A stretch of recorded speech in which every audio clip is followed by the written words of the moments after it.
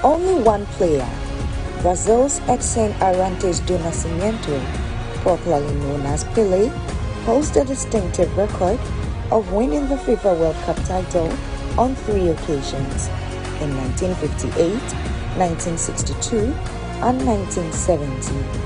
Pelé's record is unchallenged despite 21 players from Brazil, Italy, and Argentina coming close with 2 titles each.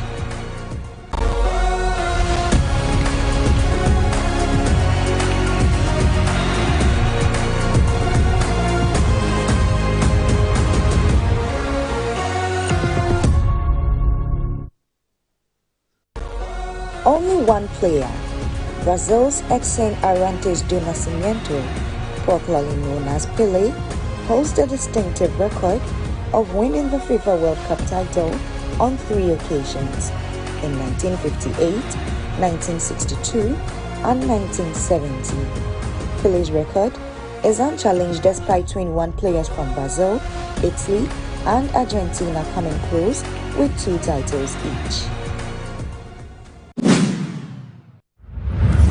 Regards to Ambassador Smith, and again, you must listen to Ambassador Smith's words carefully. He says that that is what he is hearing. From people he has not said that that is what is fact. Because to be honest with you, I don't believe that in one bit. That Ken has no difficulty coming, except that he is worried about how he will be treated. You don't believe it? I don't believe it. Why? You see, it is a contrived excuse.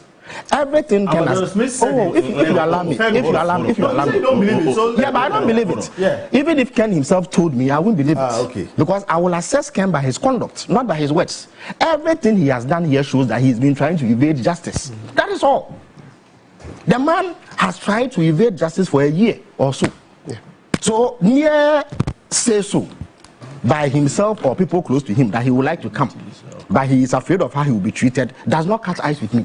Number two, what has happened in this country that is so extraordinary in terms of how we treat persons accused of crime that Kenofurata is afraid of? What has happened? This bit about Yoko now granting bail. Yoko is not above the laws of Ghana. If Yoko does anything that is extrajudicial, they can be reined in by a court. So if you are arrested and taken to Yoko, and they impose bail conditions that are unreasonable, there's a recourse. And many people have used it in this particular instance. The National Service people who were detained, bail was set to be commensurate to the offense. That's all. If they thought that it was excessive, they just go to court and have it quashed. If a court upholds what the security agents have done, it is lawful. So please, let us not countenance untenable excuses to allow a man accused of crime to evade justice. Ken is no more human. Indeed, when Kofi cited that Bible verse, do unto others what you will have others do unto you. Why? Was Ken not in government when other former public officials were put before court? Is he more human than them? Is he more human than Atufosi, who was put before court? And the last time I was on a set with Kofi and this matter came up, his government put a man who had kidney failure sitting in the wheelchair in court. Yeah. The former, listen, I'm coming. The former health director of the health ministry, the man had kidney failure. He had visual impairment. He had hearing impairment. He could not walk.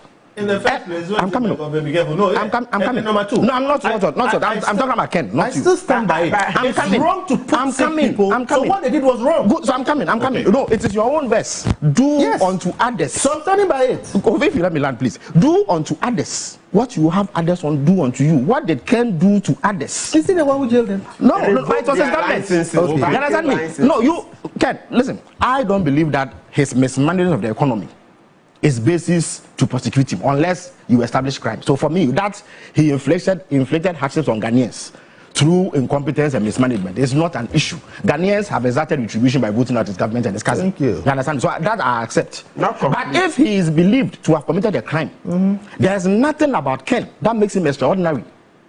I agree. That allows us to accept this excuse that he will be unfairly treated. You and I live here. Tell me, who has been treated extrajudicially in the last 30 years? Indeed, if anybody can be said to have been treated like that, it will be Gregory Afoko.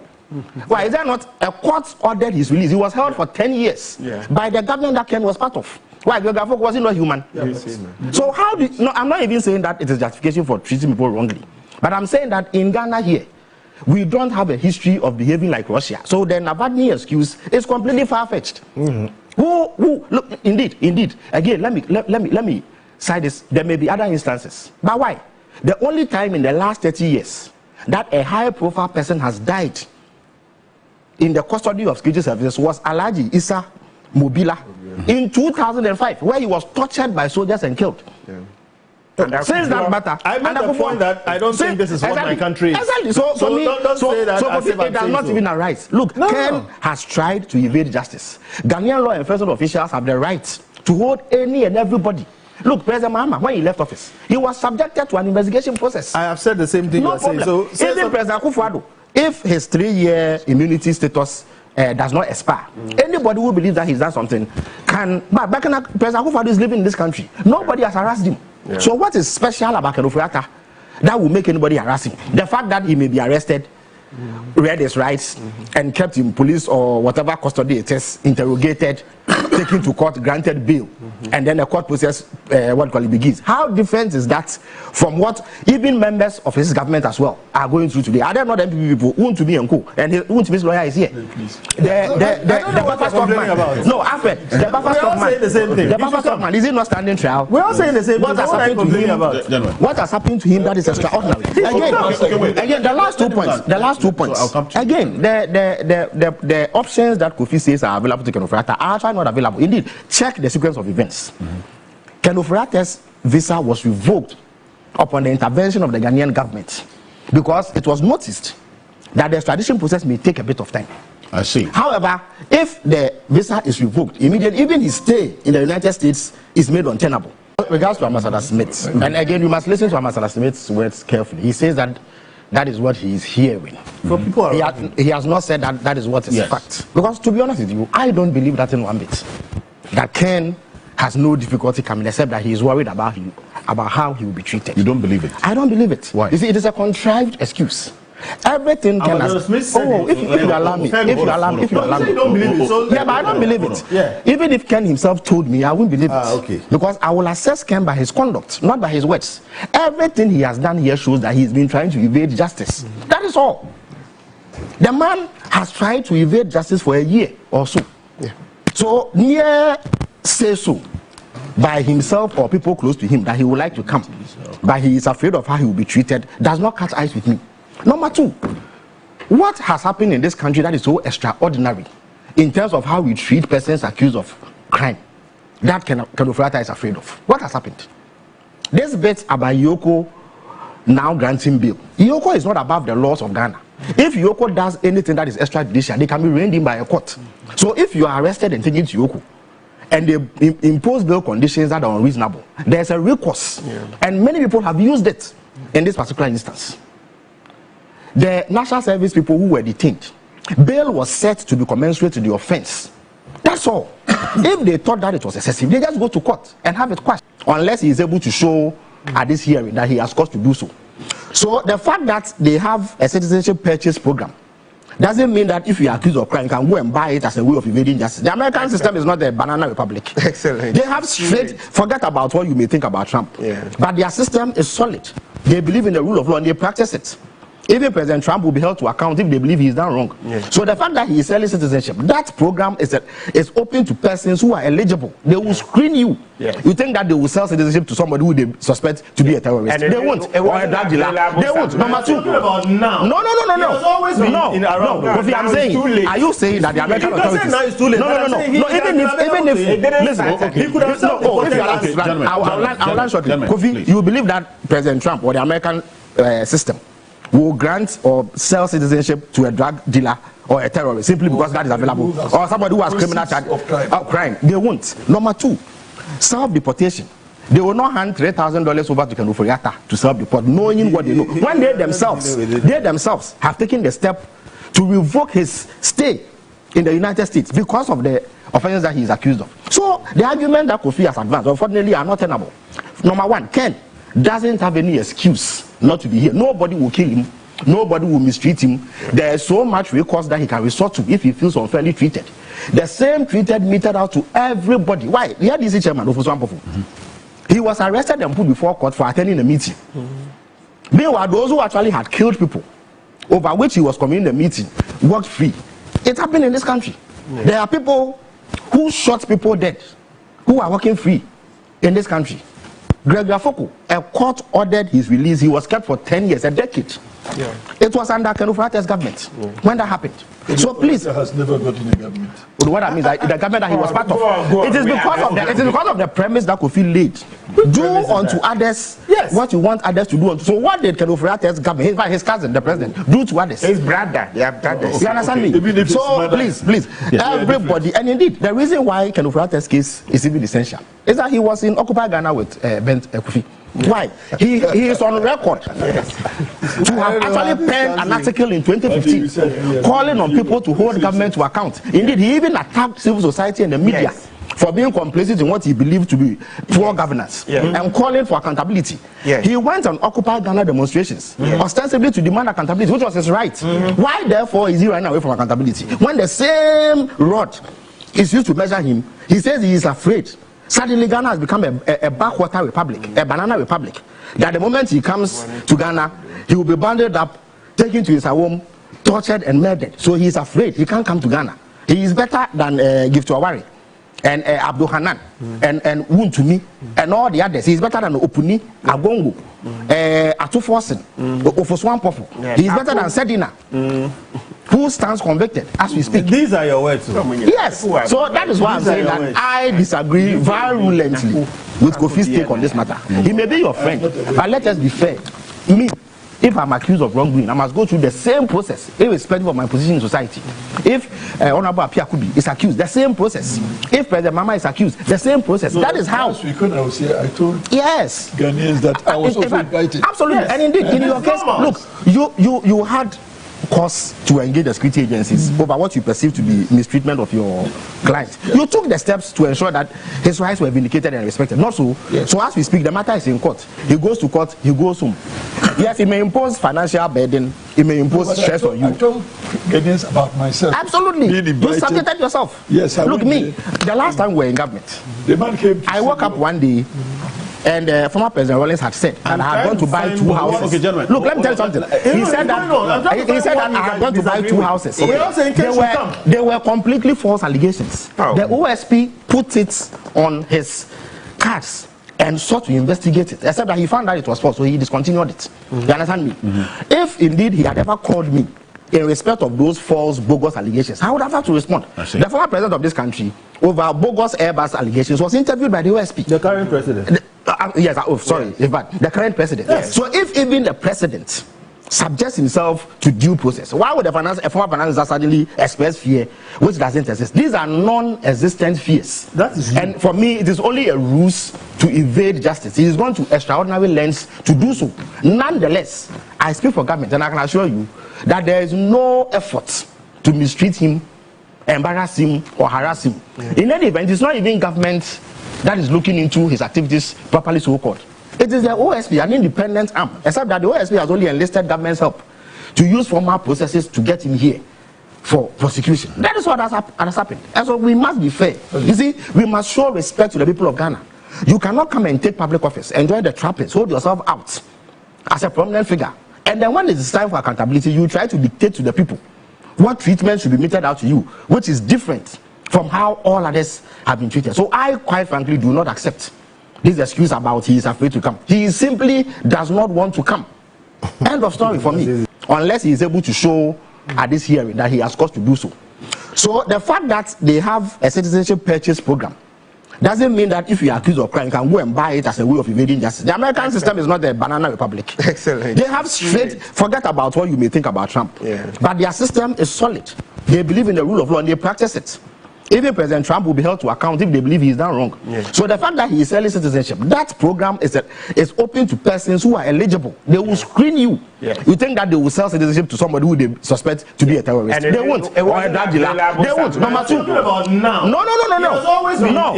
Kofi, I'm saying, are you saying that the American authorities? No. Even if listen,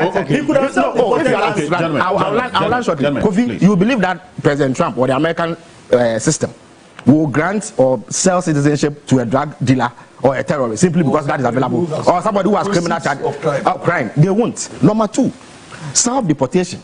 They will not hand $3,000 over to Kenuforiata to self-deport, knowing what they know. When they themselves have taken the step to revoke his stay in the United States because of the offenses that he is accused of. So the argument that Kofi has advanced, unfortunately, are not tenable.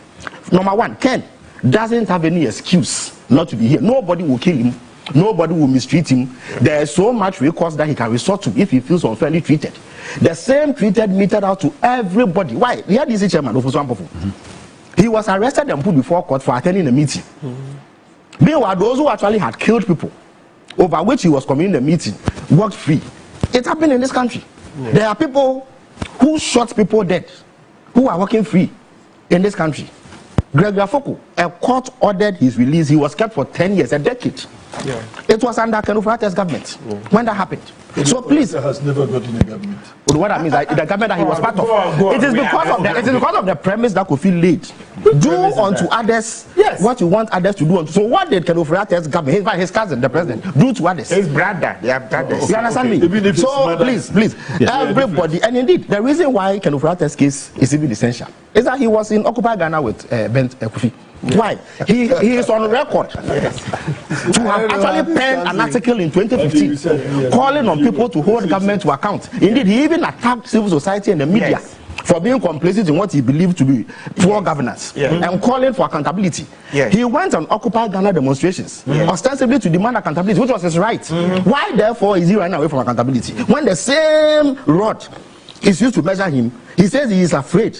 Suddenly Ghana has become a backwater republic, a banana republic. That the moment he comes to Ghana, he will be bundled up, taken to his home, tortured and murdered. So he is afraid. He can't come to Ghana. He is better than Gift Awari. and Abdul Hanan and Wuntumi and all the others. He's better than Opuni Agongo. The pressure is getting.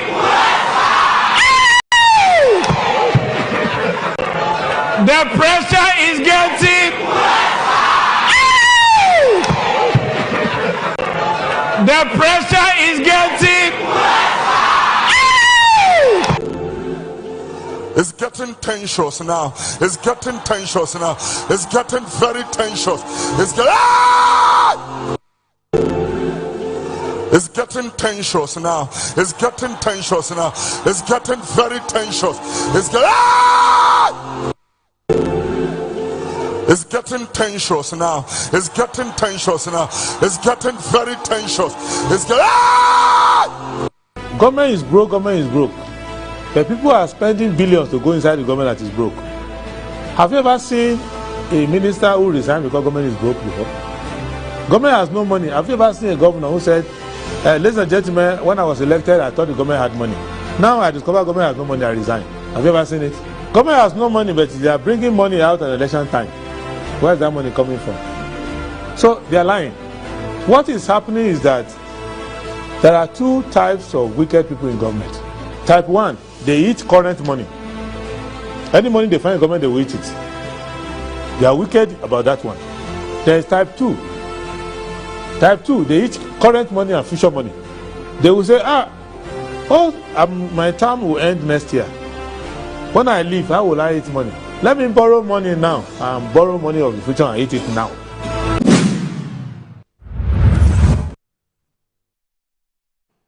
All right, so good morning. Thank you very much for joining the show. This is Good Morning Ghana on Metro Television. The show is live on 94.1 FM. That's on your radio dial. And I want to say big thanks for being a loyal viewer and a loyal audience to this show. My name is Aldo Moro. Today is the 21st. Yes, I believe today is the 21st of January, 2026. And this is the day the Lord has made. Indeed, we're glad in it. I want to say a big thanks to the Almighty God for making it possible for us to make a big and important return here to join the nation's conversation on the big issues that are making the rounds in our dear country, Ghana. And so I want to say Assalamu alaikum wa rahmatullahi ta'ala wa barakatuh. We'll go straight ahead and look at what the papers are reporting today. So I'll start with, as always and as usual, the Daily Graphic. Daily Graphic this morning is reporting that Gold Board signs agreement to refine gold locally. I am the most viable candidate to unite MPP, Kwabena Japan. There's Margins Group Partners, Gambia for National ID Project. Homegrown solutions drive economic gains. Vice President has been talking in this. Major legal education reforms begin in August. The Daily Statesman says IES defends MPA's price floor framework. This coalition alleges mass layoffs and paid entitlement at Bogoso, Pristine Mine and the Heath Gold Fields. Now, John Boydu urges MPP flag bearer aspirants to prioritize unity. I offer leadership with integrity. Kwabena Ejapon outlines presidential policy vision. Minority demands a Blackwest dismissal over reckless diplomacy. The Ghanaian Times. Processing gold locally, Ghana Gold Coast Refinery signed historic deal, 1,000 kg to be refined weekly. Sami Jemfi. Veep calls for more balanced partnership between Ghana, IMF. Fire guts dozens of shops at Kwame Nkrumah Circle. 3,000 illegal firearms retrieved in Ghana amnesty, according to NCSALW. The Daily Guide. Margins takes ID success to Gambia. Kwabena Japan unveils six-pillar policy. Ex-MPP candidate stabs wife in U.S. arrested. No more raw gold export. A Gold Board Gold Coast Refinery signed deal. A black one must go. Minority. The Insight. Gold Board in landmark refinery deal with Gold Coast and Rand refineries as Ghana moves towards gold value addition. Petition for removal of SP, EC chair and the deputies. The Scare Ghana calls for speed, fairness in judicial process. Greenland on the chessboard of U.S. imperialism. I think that the U.S. must just take their hands off this Greenland thing. I don't really know what really their issue is, but just let them go. I mean, take your hands off. Take your hands off. Anyway, there's petition for removal of SP, EC, chair, and deputies. There's Care Ghana calls for speed, fairness, and judicial processes. I've looked at this already. I apologize for that. Police arrest alleged gang leaders linked to Adabraka gold robbery. Ghana needs 20 years of MPP opposition for real change. A+. Smart port note to boost Ghana's security, trade efficiency, and economic sovereignty. New voter forum. That's with the insight for today. The Herald says the U.S. judge extends Ken Ofori-Atta's detention by 97 days. His immigration case adjourned to April 27 after closed door hearing. There's ex-MPP parliamentary aspirant arrested in U.S. over wife stabbing, charged with attempted homicide. Valco targets 300,000 tons under GIADEC strategic revamp plan. Sale claims dismissed. There's Ghana's Margins Group seals Gambian national ID, beats global rivals. One killed, another injured as NIMOS exchanged gunfire with illegal miners. There's Gold Board and Gold Coast Refinery to end gold purity losses. The Ghanaian publisher, IES backs NPA price floor policy, and there's a family alleges judicial misrepresentation in Ngwa land dispute. Ghana signs historic gold refining deal. 1 ton of gold to be refined locally every week. Sack reckless and incompetent Ablakwa. That's according to Minority. The Accra Times is reporting that BOG boss to launch a media recognition initiative. Minority MPs accuse Ablakwa of a foreign policy posture. CPDA assesses public perception of President Mohammed's first press conference. NPA boss laws tour management for revamping operations. Ambassador Victor Smith addresses concerns of citizens in the USA. The custodian be part of Bamia's imminent victory are not compared to NPP delegates. Gold Board, Gold Coast Refinery move to refine gold locally. Sack and fit Ablakwa over diplomatic failures. Minority tells Mahama. IES backs NPA price floor regime. Stanbic Bank reaffirms support for Ghana's economic recovery. The Daily Post says detention by ICE. Ken Ofori-Atta's case adjourned to April 27. Gold Board and Gold Coast Refinery sign landmark deal to refine gold locally. Valco not for sale. Process to modernize and expand it underway. GIADEC clarifies. More cybercrime centers busted. 53 Nigerians arrested. Okay, that's with the Nigerians actually arrested. That's on the front page of today's Daily Post.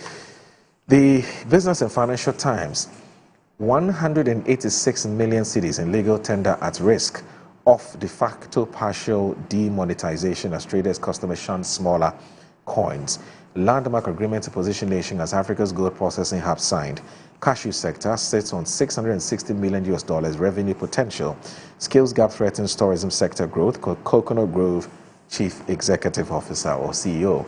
Now, true leadership is in your assignment and not your ambition. Edred Ato Sapong. Economy Times. Industry players upbeat as the economy turnaround appeal for further rate cuts to spare cheaper credit. Ghanaian exporters eye new agro opportunities as program extension ends trade uncertainty. GRA's AI initiative at pause to boost revenue by 45% at no cost to importers. That's it for the newspaper headlines. I'll go online and check out what's on the online portals. Let me start with Ghana Web. Ghana Web this morning said what really happened in Ofori-Atta's U.S. court case. Immigration lawyer explains. And there's why America leads the world in data security and why Ghana and Africa must act now. Ken Ofori-Atta's case in U.S. court pushed to April. I rejected a bribe from Alhaji Grunsa to influence a game, Thomas Nunu alleges. That's a very serious matter. And then if you go to My Joy Online, you have a U.S. judge demands proof of extradition as Ofori-Atta stays in ICE detention. Family demands justice after ex-MPP parliamentary candidate allegedly stabs wife in the U.S. And JUSAC suspends intended strike as government responds to concerns. And then if you look at City Newsroom, there's Ken Ofori-Atta's U.S. immigration case adjourned to April 25. COMAC holds emergency meeting over petroleum price floor policy today. And then finally, MetroTVOnline.com, your MetroTVOnline.com, our MetroTVOnline.com, the best, perhaps in the world, isn't it? No, I'm just kidding. The best in Ghana. No, NPP is not in a good place. Kwabena Ejapong admits. December GH Honors 2026, a night to remember. There's a mature Otto Addo poised to shine in 2026 World Cup, Georgia Free. And as Kwabena pledges smaller government promises end to abandoned projects. All right, so that's it for the newspaper and online review. Please stay with us. This is Good Morning Ghana on Metro Television. My guest is one of my guests is already seated. Don't go anywhere. I'll be introducing him shortly.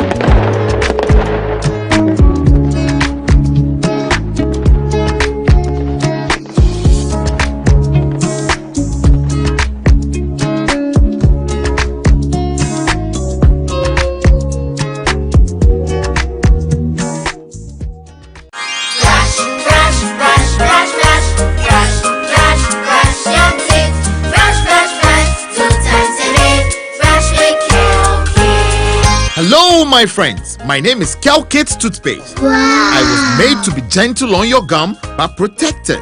I will protect your teeth from cavity, make your teeth whiter, stronger, keep your mouth fresh all day. And best of all, I'm strawberry flavored. So put on a smile and try me. That's amazing. Just try me. That's my job. If you say so, jump on my brush. Makes your teeth stronger, chicky whiter, chicky stronger. Yay! You did it! I'm glad you like your new toothpaste. Don't forget to brush both day and night. Caucus. Happy smile.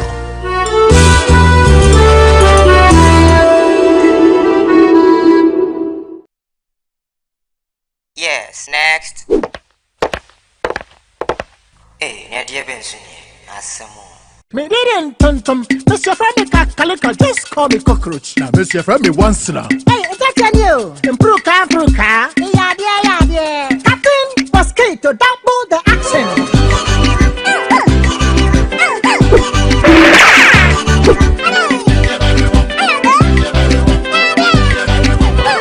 Me did this sasso spray. Mr. Friendly sasso quell. Yeah, go to my sasso.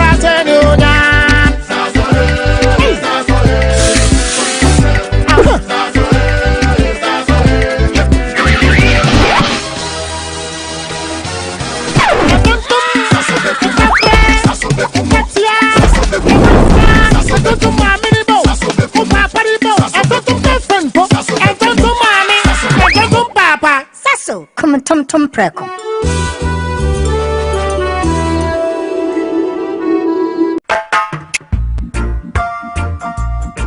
Ante saba, ewo mo body ni ma, nke kwala mo ba. Oh, ko se. Ena me dia semesi o. Kane ne pa no, na saa na me so ya na awode me. Edre na adi me nkwa no. Kingdom garlic bitters. No, mo benefit me. Me benefit wan. Oso ko to de. Abrewa, esma ma abrente. Me shuve. Wonanti kakra na wabre.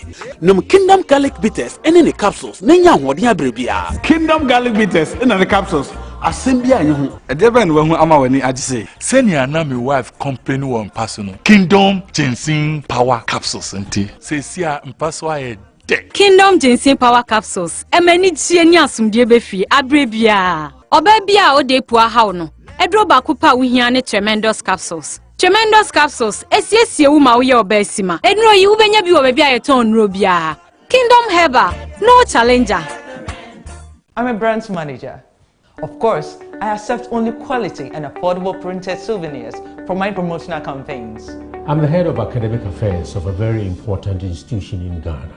Of course, we only deal with quality, reliable printing companies for our institution's printing materials. I'm talking about appointed time printing.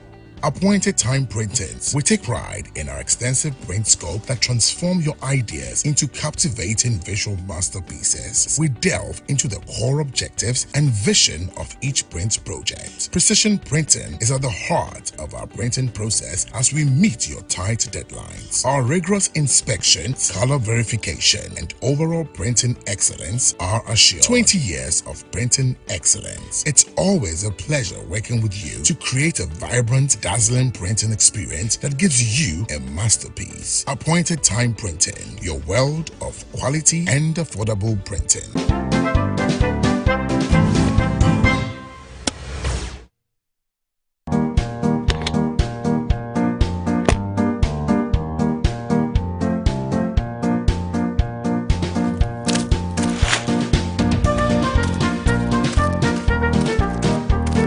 Good morning, Mr. Ding.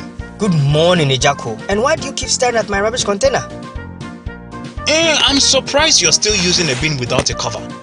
You know it can cause a mess. My bin is just fine. Look, there is no leakage, still solid and robust. If you will excuse me, I have work to do. Yo.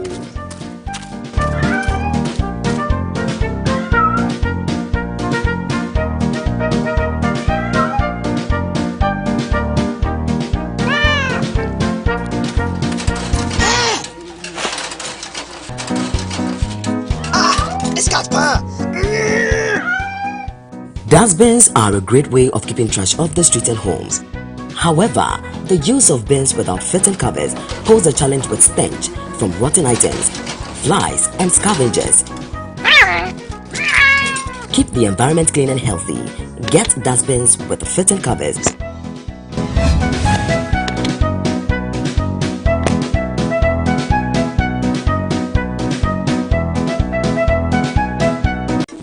In every school, there is history.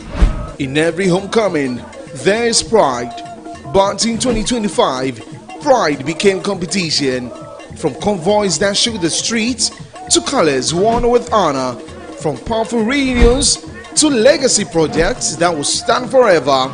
Metro TV asked one bold question: which school truly owned the legacy in 2025? Welcome to School's Homecoming 2025. Who is who? Send your school name, convoy videos, speech and prize giving highlights, and your 2025 legacy projects to 0550-090-702. School's Homecoming, my school, my pride. This event is sponsored by Zoom Lion and Appointed Time Printing. School's Homecoming 2025 is a Metro TV event supported by Original TV, Original 91.9 FM, and Metro Digital.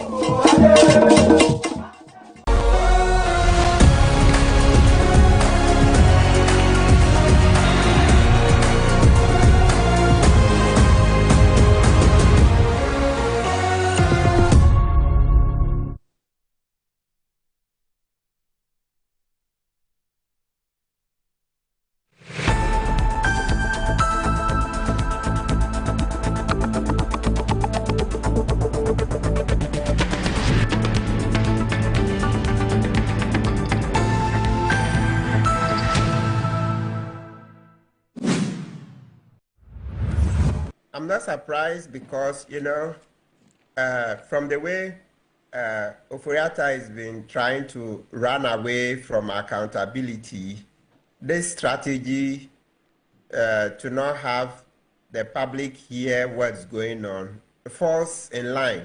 It's in line with his strategy from day one, evading accountability. So really, I'm not surprised. And you could see that earlier in the day, I monitored some radio stations where one of his lawyers was being asked whether this will be a public or a private hearing. Even from his answers, he would not be drawn on that, etc. The moment I saw that he would not be drawn on it, I knew that, look, in their wishes, they would have it private, and now they have it. Now they have it. I mean, we'll not dwell so much on the unfortunate situation of some people who made some unsavory comments. Usually, in a democracy, these things are to be expected. just like Mr. Kanse, you and I, this interview we are conducting, you would find some people who would not be happy with what I've said or a question you would ask. And so they go to Facebook and other social media and then throw vitriol, etc. at us. Okay? So for me, to make a decision that the matter should go private because a few people are saying unsavory things, it's really not democratic. It's not in line with our democratic aspirations. Yes, in a democracy, it happens that some people would be upset. They would want to begin to even say negative things when the court has not decided. That's why I keep saying, Mr. Kind of people who've insulted us in one way or the other. But we've not stopped doing this work. But for Furiata, the fact that he won't come to Ghana and had to be embarrassingly... I see. Okay, sure. Why not? I mean, we can grant that, but isn't it the case that when people started making the comments, there was a break in the hearing for a while? Was that not the case? Yes, they took a break after, yes, they took a break and then came back after 20 or so minutes, yes. Yeah, you see. So the comments affected the proceedings. It's not always about only what people say, but it's also what they do or the actions surrounding. So the comments necessitated a break. So for me, I think they are together. They are inextricably interlinked. You can't separate them. Once there was a break as a result of the invectives, the vitriol, etc., you cannot rule it out of the reasons for the hearings being made private. So I'm not surprised because, you know, from the way Oforiatta has been trying to run away from accountability, this strategy to not have the public hear what's going on falls in line.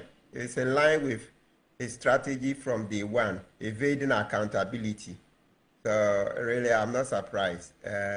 And you could see that earlier in the day, I monitored some radio stations where one of his lawyers was being asked whether this will be a public or a private hearing. Even from his answers, he would not be drawn on that, etc. The moment I saw that he would not be drawn on it, I knew that, look, in their wishes, they would have it private, and now they have it. Now they have it. I mean, we'll not dwell so much on the unfortunate situation of some people who made some unsavory comments. Usually, in a democracy, these things are to be expected. Just like Mr. Kanse, you and I, this interview we are conducting, you would find some people who will not be happy with what I've said or a question. All right, so you're watching Good Morning Ghana on Metro Television. The show is also live on 94.1 FM. My guest, one of my guests is here, Hakim King. He's a founding member of the show. He's a seasoned journalist. He's a former managing editor of the Inside newspaper. We affectionately call him Uncle Kwesi, but his full name is Mr. Kwesi Pratt Jr. He's also a statesman of this country. Good morning, sir. Thank you very much for joining us. It's always a pleasure to have you join us on the show. We'll also at some point be joined by Mr. Alfred Thompson. He's a banker and also a member of the MPP's communications team. He'll be joining us shortly. Now, obviously, as you do know, one of the issues that have been making the rounds in the last 24 hours has to do with Kent's appearance in court yesterday, in the U.S. court yesterday, to fight for his release, what he calls a bail bond. He wants to go home and rest whilst the substantive case is heard. Subsequently, what we don't know is whether he's been granted that bail or not. That information is not very clear.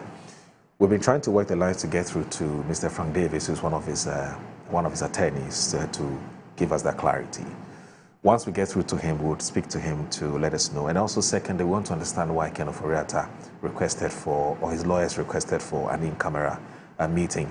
In fact, it is the in-camera meeting which has denied us of that information as to whether he was granted, his request was granted or not. But I'll read this briefly, and then I'll speak to a lawyer who's been practicing in America and Ghana since 2007. I'll tell you who he is, but let me just do this briefly, and then I can introduce him. Now, the Herald is reporting that a U.S. judge extends Ken Oforiatta's detention by 97 days. Now, the United States immigration case involving Ghana's former finance minister Ken Ofori-Atta has been adjourned to 27th April 2026, effectively extending his stay in custody by 97 more days, according to official court records. The records do not disclose the arguments his lawyers, including Enayat Kasimi, presented before the immigration judge. It remains unclear whether Mr. Ofori-Atta will opt for voluntary self-deportation within this period or continue to rely on the presence of his wife and some of his children believed to be American citizens to remain in the United States. Ahead of yesterday's hearing, he was also said to be considering arguments based on fear and political persecution, in any bid to seek asylum. Sources indicate that he fears public humiliation, arrest, handcuffing, and detention should he be deported to Ghana to face multiple criminal charges. Now, court documents identify the former finance minister as Ofori-Atta Kenneth Nanayao with alien registration number A number 236249720. Now, the case, first docketed on 7 January 2026, remained pending. Now, an individual hearing has been scheduled for 1 p.m. on 27th April 2026 and will be presided over by Immigration Judge David A. Gade at the Immigration Court located at 7619 Little River, that's Turnpike, 4th floor, Amandale, Virginia. Now, no substantive ruling has yet been made, and the court has not disclosed further details regarding the nature of the proceedings. The matter is officially listed as pending. Let me talk to let me get his full name correctly, because names are very important to all of us. So he's called Dr. Alexander Yao Edusei Jr. He's an attorney practicing in the United States of America and Ghana, and he's been in this practice since 2007. Doc, good morning. Thank you very much for accepting to be with us this morning. Good morning, Moro and your cherished listeners. You know, I decided to do this because of the diasporan group. So I'm glad to be here with you. Right. My regards to the diasporan group, but the diasporan group would want to see you, so please turn on the camera. No problem. I can do that for you. Right. All right. Good morning. How are you? We're doing very well. And once again, we're grateful that you've been able to make time. Now, Alex, let me first of all find out from you, what are your general thoughts about what happened in court yesterday? I mean, there are some specific questions that I want to ask, but generally, from everything you've read, everything you've seen, what do you make of what happened in court? Help the Ghanaian to understand exactly what happened in court yesterday. Thank you very much. Let me, first of all, have a disclaimer. I'm not Ken Ofori-Atta's lawyer. Right. I don't speak for him or his team. I have not had opportunity to review his files. So any comments I will make will be in general terms as to the normal immigration practice and the best of my ability, how I can educate Ghanaians with regards to what is going on. But I've had opportunity to read a few write-ups, and I watched some of the videos that have been put out. But there is something that I want to put across. I don't know who had the audacity to make the recordings, and I don't know whether the media folks who are showing those videos were given permission by the court to record. Because to the best of my knowledge, no one by law is allowed to record immigration proceedings. It's prosecutable. And people who are caught doing that can be prosecuted. In fact, they don't allow that in immigration court at all. And that's the reason why they don't even allow you to bring your phone unless you are a lawyer or you are an officer appearing in the courtroom and you will need a phone to transact business. Apart from that, you are not allowed to even bring any recording device in there. So it's a caution to all my friends and family members and Ghanaians in general, and that people who had opportunity to log on into the conference and record it, it's against the law and they have to be very careful. So, but Alex, this is some fascinating insights that you're sharing with us. the fact that it is not standard practice for people to record court proceedings, especially that which has to do with immigration, and share it publicly. So the next question that I have for you before you even proceed would be, do you think that this is something that the court would want to take up, first of all, investigate who did this, and subsequently punish or apply sanctions on that person? Would you think the court will do that? They might do that. They might do that. And this whole Ken Ofori-Atta's case, I don't think we are taking it serious, and we are actually giving Ken Ofori-Atta a lot of information or a lot of documents to defend himself. Ghana as a country, pronouncements, our leadership's statements, our media write-ups, our actions is giving him enough, if I was his lawyer, to argue that his life is in danger. Because the things we are doing, the things we are saying cannot be far from the truth. Immigration proceedings has nothing to do with criminal proceedings. And unfortunately, we have made it sound like that. So let me walk you through exactly how it works. Okay. So, I mean, we all can educate us. Again, before you do that, I beg of you. What is wrong with the public following this case? I mean, it's of public importance, isn't it? There's nothing wrong. But Imoro, let me share with you. Do you know how many Ghanaians are going through immigration proceedings right now? Okay. And when was the last time you heard the ambassador reporting on the Ghanaians who have been in court, some of them who have been in jail or detention for a long period of time? But Alex, sorry about that, Alex. Sorry about that. This is a former finance minister of Ghana. This is somebody Ghana wants America to return or to extradite to Ghana to come and face some criminal charges. I mean, doesn't that make it a unique case? That has nothing to do with immigration. Okay. Moro. That has nothing to do with immigration. And we are confusing the two proceedings. Right. Okay? So here we have been told that Ofori-Atta was adjusting his status, which means he might have used a family member to file an application for him. That was the impression we all read from the onset. If that is the case, then it means Ofori-Atta has equities to step out, because he has already filed to adjust.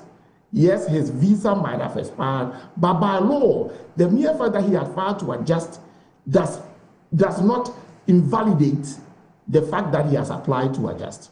His visa might have expired, but once he applied, that can cover him. So it's a technical violation that should not put him in jail. But from what we are all now reading, it does not look like he had actually filed for any adjustment. If anything at all, he might be filing the adjustment now.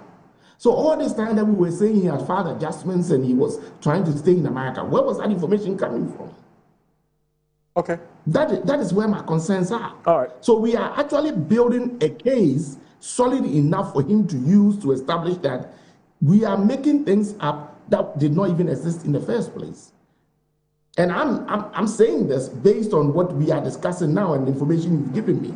Because if he has already filed, let's say, an I-130 that is waiting for adjudication, that should be on file. They should have it in court. And that will be a basis for him to even be given a bond to come home. Okay. But let me walk you through simply how this thing works. So let's assume it is true Ofori-Atta, or let me admit that he has not filed any documentation to adjust his status. He has overstayed his visa. We all know why he overstayed his visa, that he was in a medical procedure. But I'll be surprised, knowing that he has lived there before, going to school there, his family are citizens, that he overstayed his visa without applying to extend. Sometimes when you apply to extend before expiration, the response does not come timely, and you'll be left in a limbo. So he might have been in a limbo while he was picked up. But once you are picked up and taken to detention because you don't have anything to hold you in America, it is DHS that will pick you up or ICE that will pick you up. They have the right to give you bond. They can refuse you bond if you request for it. Once that is refused, they will issue a notice to appear, which is the NTA. Now, when you go to the bond hearing is separate from removal hearing. So his first appearance will be a bond hearing, which his lawyers can make an oral argument or an oral request for him to be given a bond. You do that, the judge can say yes or no, because the judge might not have all the files. Because remember, bond file is separate from removal file, and he might not have enough in there. But that does not end there. He can then move on to the master hearing. And I think they had requested, based on the video I listened to, the lawyers had requested for expedited processes, and they had requested to be heard in camera. That is a right of the defendant to request. At least one of them, either prosecutor can ask for it or the defendant can ask for it. It is not because he has anything to hide, but it is because of the sensitive nature of some of the things he would like to proffer to the court. So you can ask for it. If he was going to disclose certain information that is sensitive, that will be prejudicial to Ghana, he can ask to be heard in camera. If it's a personal issue that he's going to disclose that he doesn't want people to know, he can ask in camera. And so he's within his rights to ask for those things. Now, once the NTA has gone on, you have appeared, bond has been requested, denied, you move to master hearing. The charges will be read to you, you either admit it or deny it. Now, if you deny or admit some, you admit some, you deny some, the next thing is for a full hearing to be had, for the judge to listen to what you are denying and what you are proffering. That is the individual hearing. So he's going for individual hearing, that's evidential hearing. You put evidence up and you'll be cross-examined, and then you answer it. If the judge believes you that you are credible enough, then you can move forward with it. At this point in time, if Kennedy Ofori-Atta is not applying for family adjudication, I will probably be adding asylum to it, because if he has credible fear for his life, then he has a right to ask for it. And he could ask for it. And he'll be listened to on equities. For everything we have exhibited from day one, he could ask for it. And in fact, even in immigration hearing, you can be prosecuted in absentia. So if Ofori-Atta is given a bail and he absconded, he can still be adjudicated in absentia. So they do give hearings and adjudications in absentia. Now, after individual hearing, the judge will give judgment, and then you have 30 days to appeal. Either prosecution will appeal, or defendants will appeal. It can go to the Board of Immigration Appeals, and if that one also does not work, you can go to federal court and get your case heard. And then if you hit, then you hit. That's it. And maybe one of those hearings, you may get approved, and then you can go home. However, the mere fact that he has been denied bond does not mean he cannot request for bond throughout the process. Okay. Once the oral bond has been requested and has been denied, subsequent bond will have to be in writing. In this case, you write your briefs, you give your supporting documents, you establish the reason why you have to be given the bond. And the judge's role is to evaluate and see whether you are eligible for bond. He has to consider whether your release will pose a danger to property or persons, or whether the alien is likely to appear for further immigration proceedings, and whether the alien is a threat to national security. If he can establish any of these, that he does not pose any danger to property or persons, or he is not a threat to national security, and he has equities he can stand on, I do believe a bond can be given. Maybe not preliminary, the challenges he's having, but he can make a case to get a bond. Unless the judge does not have jurisdiction over bond, or he has left voluntarily, and therefore the bond request is moot. Okay. And there are a lot of reasons why judge will not have jurisdiction over that. So I'm a little bit confused. In as much as it's a public interest case, we have to be very careful the way we are asking for him to come to face the law in Ghana or give account to his stewardship. But the way we are going about it presents the form of persecution, not prosecution. And we have to be very careful about that, not to give him equities, which I think we have given him enough for him to be able to use on his case. Okay, let me ask you this. Prior to Ken's appearance in court, albeit virtually, we noticed that almost all the cases that were heard prior, right, were done publicly, off camera. Now, this time around, when it got to Ken's turn, it started, we were all watching and following virtually.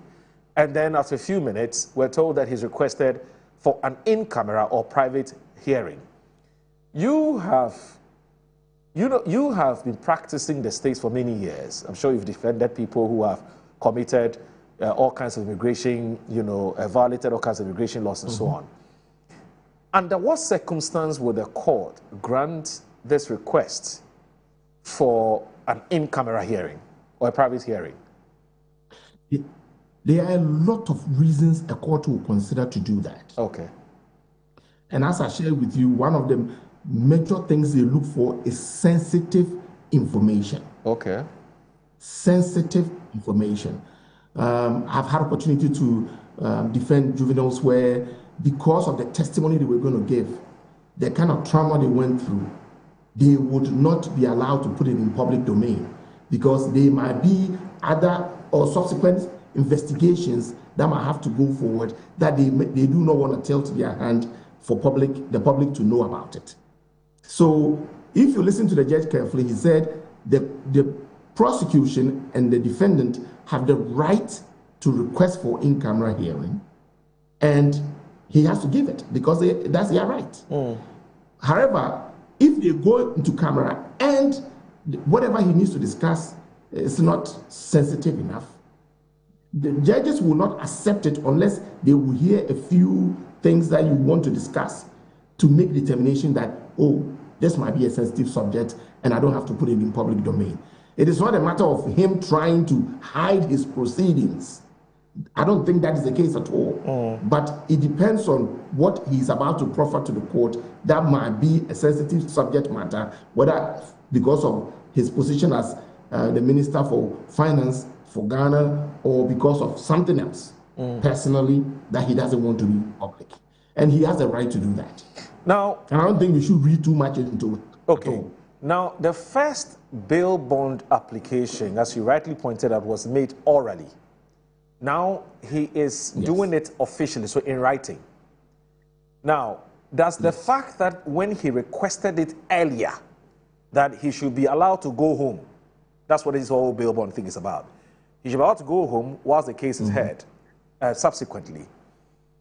Is that going to make this particular request that he's making more difficult, or you think that the lawyers have some more information or some new, fresh, compelling evidence, right, which they have come across, which they intend to make available to the court to be able to make a more compelling or a stronger case, so that the court will say, well, you made an oral argument based on information you gave us, we didn't grant it, but now based on what you're telling us, we will grant you that bail bond request, what you lawyers call exculpating evidence, a compelling evidence. You know, I'm actually considering reading laws anyway, but that's what I'm saying.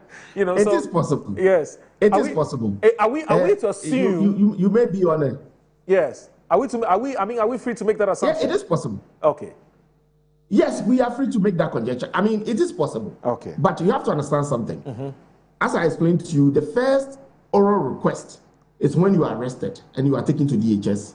You will tell them, listen, guys, you know, let me go home. I'm not a flight risk. I'm not going to go anywhere. You pick me from my house. I'm home.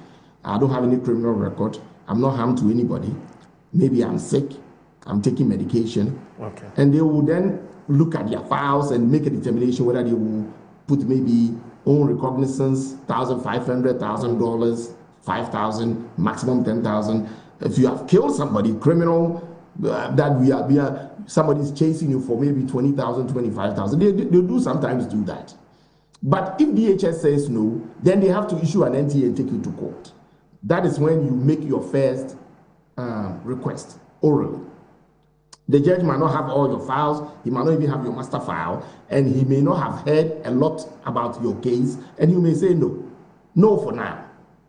Then you have the right to go and do bond redetermination, where you file official briefs and establish why you think your client should be released. And then the judge will take it in advisement and make a ruling on it, whether you're going to be released on your own recognizance, whether you're going to be paid $1,000, $500,000, or $5,000 or $10,000, and then you'll be bonded. And that money is meant to be given to you once your case is over. So far as you show up and you do all those things, your money will be given back to you. No harm done. But even if bond is not given, they see there's a lot of implications in this whole proceedings. Once the case is completed, there is always detention, redetermination all the time.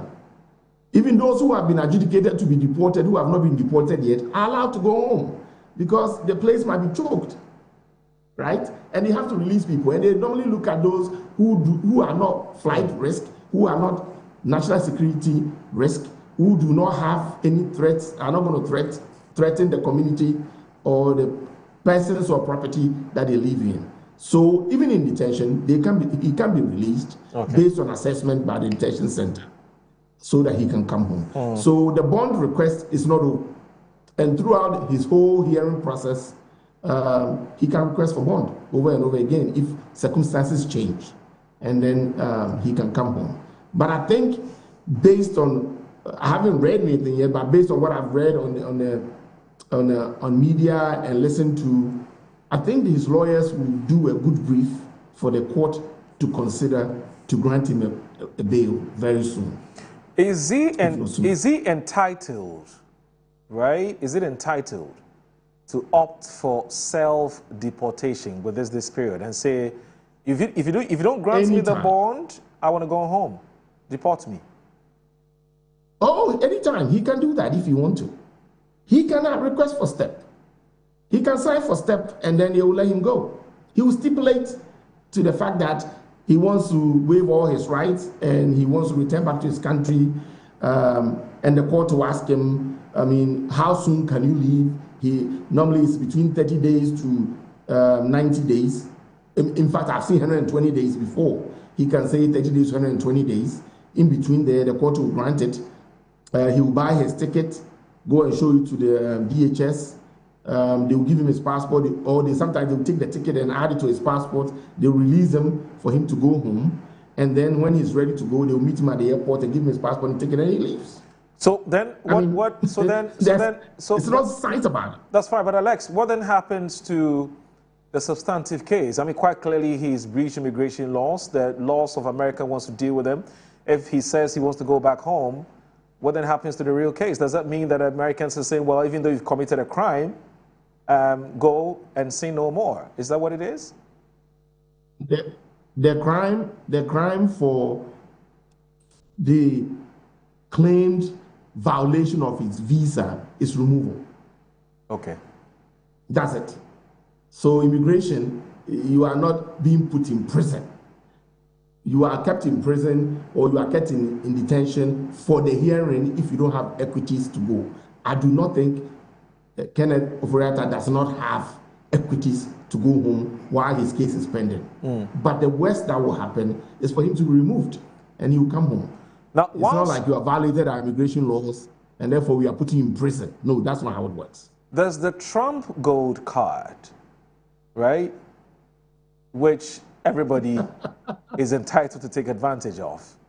Now, what we're being told is that it is something that Ken Ofori-Atta is seriously considering. In fact, his son and his wife were told on Americans, and they're looking at all options available to make sure that they file and make him a citizen of America so that he doesn't have to come back home. My question to you is, whilst he's on trial, he's made a formal request for a bail bond. Can the two applications go side and side? Yes, he's being heard in court, but at the same time, another process has been initiated to make sure that he's made a citizen of America. Can the two go side and side? He can file any equities he so deems. He can file asylum, he can file for the gold card, he can file the family visa process. Anything that is eligible, he's eligible for, he can file once he appears in court. He can file anything, and the court will listen to all of them and make a determination which one he's eligible for.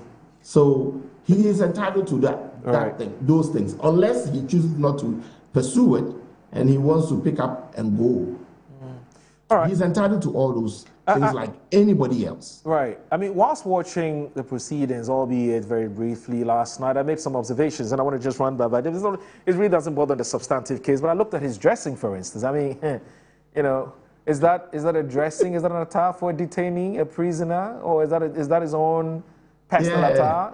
Tell us. He's in detention, not a prisoner. But you see, we are used to the orange jumpsuit. Okay. Most of the time, the orange jumpsuit, you are going to see it in jails, right? Right. Not detention facilities. Okay. And of course, where he is considered to be like a jail. But because it is for immigration purposes, they normally don't. I've not seen them using the orange jumpsuits. They normally will use a brown jumpsuit, a blue jumpsuit, or the multicolored black, whatever that he was wearing. So it's a normal jumpsuit. You could see he was wearing something under it. Yes. Which tells me the place where he was cold, and he needed to keep himself warm. And it's always cold in the air condition is always blowing. It doesn't matter whether they are heating the place; it's still cold. And coming from a temperate area, he might be feeling chilly in there. So he needs to wear multiple. Well, he didn't look bad in that attire at all. He didn't look bad at all because we're used to seeing him wearing white. Oh yeah. You know, from top to bottom. Yeah. But now for the first time, he's wearing a non-white attire. That's not bad at all. So after all, he can wear something which is not white, which is not bad. Yeah, it's looking good. He may want to consider other colors. But just briefly, just briefly, my last question to you, my penultimate question to you. I mean, I noticed that the judges were sitting. So it was a virtual setup. So the judges were sitting somewhere, clients were sitting somewhere, and then I saw the deputy consular person for Ghana, sitting somewhere. I mean, we're seeing them in different cameras. Is this standard practice in America where these cases are heard virtually? Yes. Okay. And you see, in one of the videos, I saw the courtroom where the judge was sitting on his bench and the courtroom was empty. Ordinarily, if he was not in detention, he was at home, he and his lawyer might have appeared there. Yes. But in immigration court proceedings, bond hearing and master hearings can even be waived. You can even file master hearings and don't appear. You just answer it. Your lawyer will answer it on a briefing and submit it to the court, and then you'll be scheduled for individual hearing. So your first appearance, you can always skip it.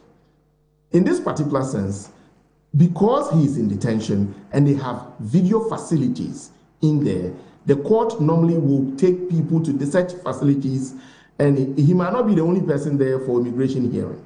So they will move people to those facilities purposely for hearing, and maybe after the hearing, they'll go back to their mother facility until the next time that they need them. Or sometimes they stay there until their hearing is over, and then they'll be relocated. So this is not anew. Now, if even he was at home, he and his lawyer could have applied to appear via phone or via video in the lawyer's office. And most of the time, the lawyer would say, my client will come to my office and we will call the court. Or the lawyer will say, my client will be in Ghana and I will be in my office and we will call the court together. And so this is normal procedure. It's not something specially for him, but it's something we do most of the time. And then again, this is a final question to you before you. I know you're a very busy man because you have to attend to some of the clients. But here's the thing, Alex. We know the times. Yes. We know the times. This is Donald Trump's America, and how hard he's fighting immigration and so on. I mean, how likely is Ken Ofori-Atta? How likely is he? Let me put it this way. How likely is he going to succeed in getting this bail bond request? Maura, let me tell you something. I've seen it all. I've seen it all. I mean, we've seen cases probably even worse than what you think Ken is going through. And we win some, we lose some. But this will not be the first one that we will have to wither it through. But I'll tell you something. Irrespective of the fact that we are not in good times in America when it comes to immigration, I think he has a very good shot with good lawyers who know the case and know what to present to the court. Everything is in the discretion of the judge. And I think immigration judges have always listened in as much as they also have mandate to make sure that illegals are sent back home. They also listen to people who have good equities and can establish their equities very well with documentation, with testimony, and are credible to their testimony. If he can do that, I am very comfortable that he can win. If he doesn't come out credible, then he will lose his bidding to stay. But whatever processes he's taking, he's doing what he's entitled to by law. Under the laws. So the Trump administration's decision to temporarily halt immigrant visa processing, how is that likely to affect Ken Ofori-Atta? As he considers to apply for. That's also a challenge. I mean, we've been discussing it. Myself and a few lawyers have been discussing it. So what is happening? We all don't know which application is affected. Does it affect only those relocating from Ghana to America, or those who are even in America adjudicating? Are they going to be affected? But at this point in time, we have all concluded that everything is in a halt, right? So if he has filed equities and there's a halt to proceedings with regards to adjudicating those applications, the court may take that into consideration. Although the court is not obligated to wait on you, but the court may take that into consideration and maybe release him, waiting for his case to be adjudicated with DHS before they proceed. I will not be able to tell.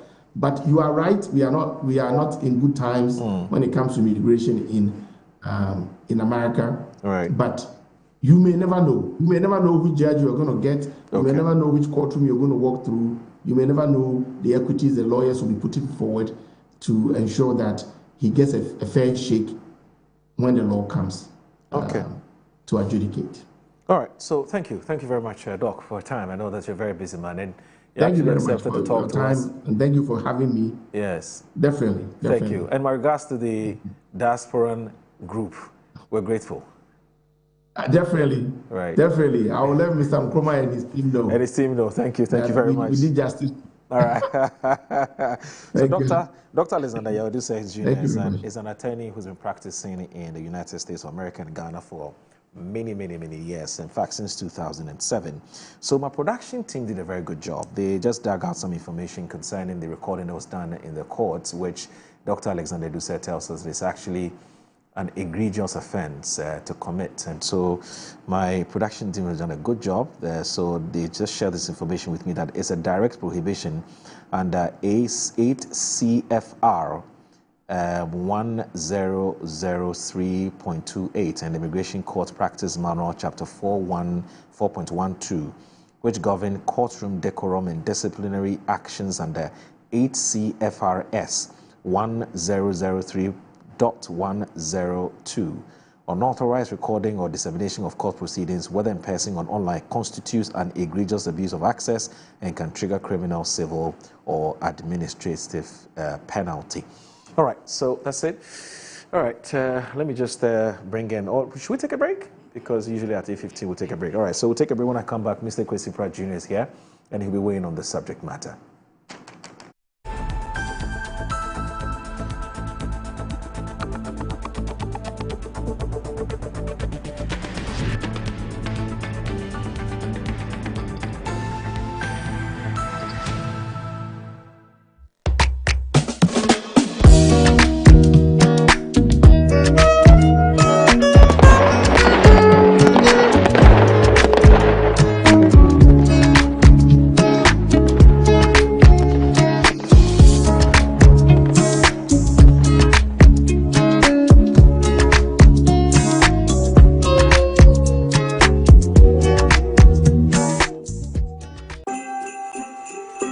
The festive season is here again, and your most preferred estate partner is giving you 25% discount on land sale.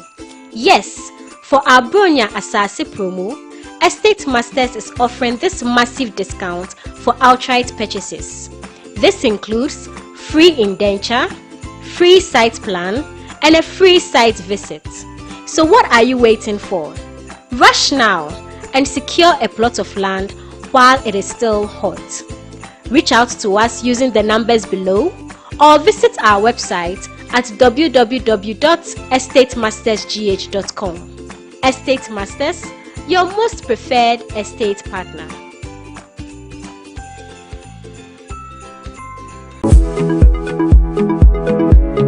Sometimes the unexpected happens and the hero falls down in his own story. But he needs not stay down for long. Cosmopolitan Health Insurance is your trusted health partner. Whether an individual building a business, with Cosmopolitan Health Insurance, your medical care is our concern.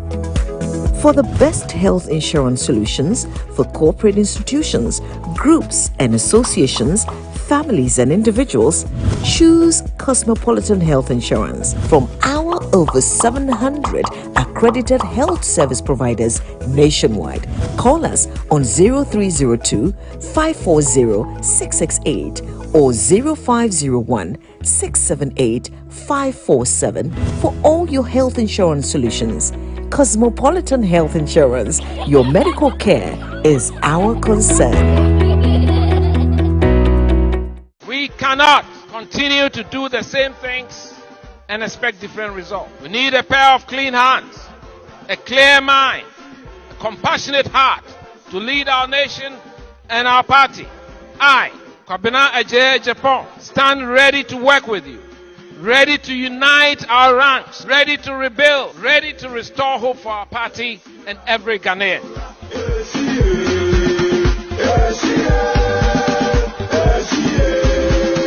Wabedum Tamasun. Jay, watch it, na learning. Missy, watch and learn. Makwema besisia. Abozing. Akache say no ya konati and the more drink woman. Hey, but I didn't mean. Oh, sorry. She knew her old dish. Eji, Dabio, baby womb. Ready? Hey, baby womb. Ah, Aji, I'll cause some discomfort. Ah. Sorry, well, uncle, where would I die? Why your funeral? Say a pessary insecticide GB at a user. Co pharmacy in a shop biamu. Namum say a pharmacy supermarket and a shop ra. Na repedudu to a cotonwa. On for Royal Dutch and our Aerofield Trading. Effie spray with Daimwa. In every school, there is history. In every homecoming, there is pride. But in 2025, pride became competition. From convoys that shook the streets to colors worn with honor, from powerful reunions to legacy projects that will stand forever. Metro TV asked one bold question: which school truly owned the legacy in 2025? Welcome to School's Homecoming 2025. Who is who? Send your school name, convoy videos, speech and prize giving highlights, and your 2025 legacy projects to 0550 090 702. School's Homecoming, my school, my pride. This event is sponsored by Zoom Lion and Appointed Time Printing.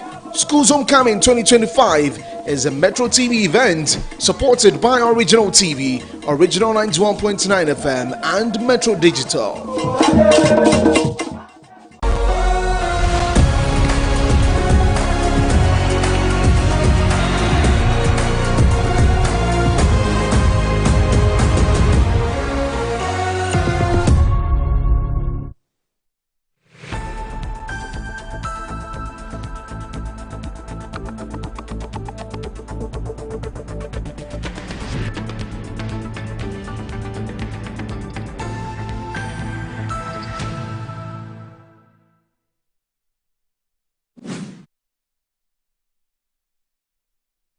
You're watching Good Morning Ghana on the Metro Television. The show is also live on 94.1 FM. My name is Audu Moro. Thanks very much for staying with us. So Mr. Kwesi Brad Jr. is still here with us, and I'll just go straight ahead and ask him what his preliminary thoughts on this whole Ken Ofori-Atta matter is. Now, Mr. Kwesi Brad, initially we were under the impression that the hearing which was going to be the hearing that was going to happen yesterday had to do with extradition request, whether it was going to be granted or not. In fact, almost all the local media, Ghanaian media, were waiting to hear that. And then the proceeding starts, and then we hear something different, that this apparently has to do with a bail bond request pending the determination of the substantive case, which is whether he should be extradited to Ghana or not. Now, his lawyers make a case why he should be granted a bail bond, and we don't know what grounds or what reasons they gave for making that case for him to be given that bail bond. And but at least we have some information as to why the courts apparently denied that request. So let me just read this extra information to Mr. Kwesi Pratt, and then you can come in. So I'm reading something from Ajo Online that says that former Finance Minister Ken Ofori-Atta has been remanded into the custody of the United States Immigration and Customs Enforcement following a closed-door immigration hearing on Tuesday, January 20, 2026, pending further proceedings on his bail application. Now, the hearing, which was conducted in private at the request of his legal team, focused on a bail application.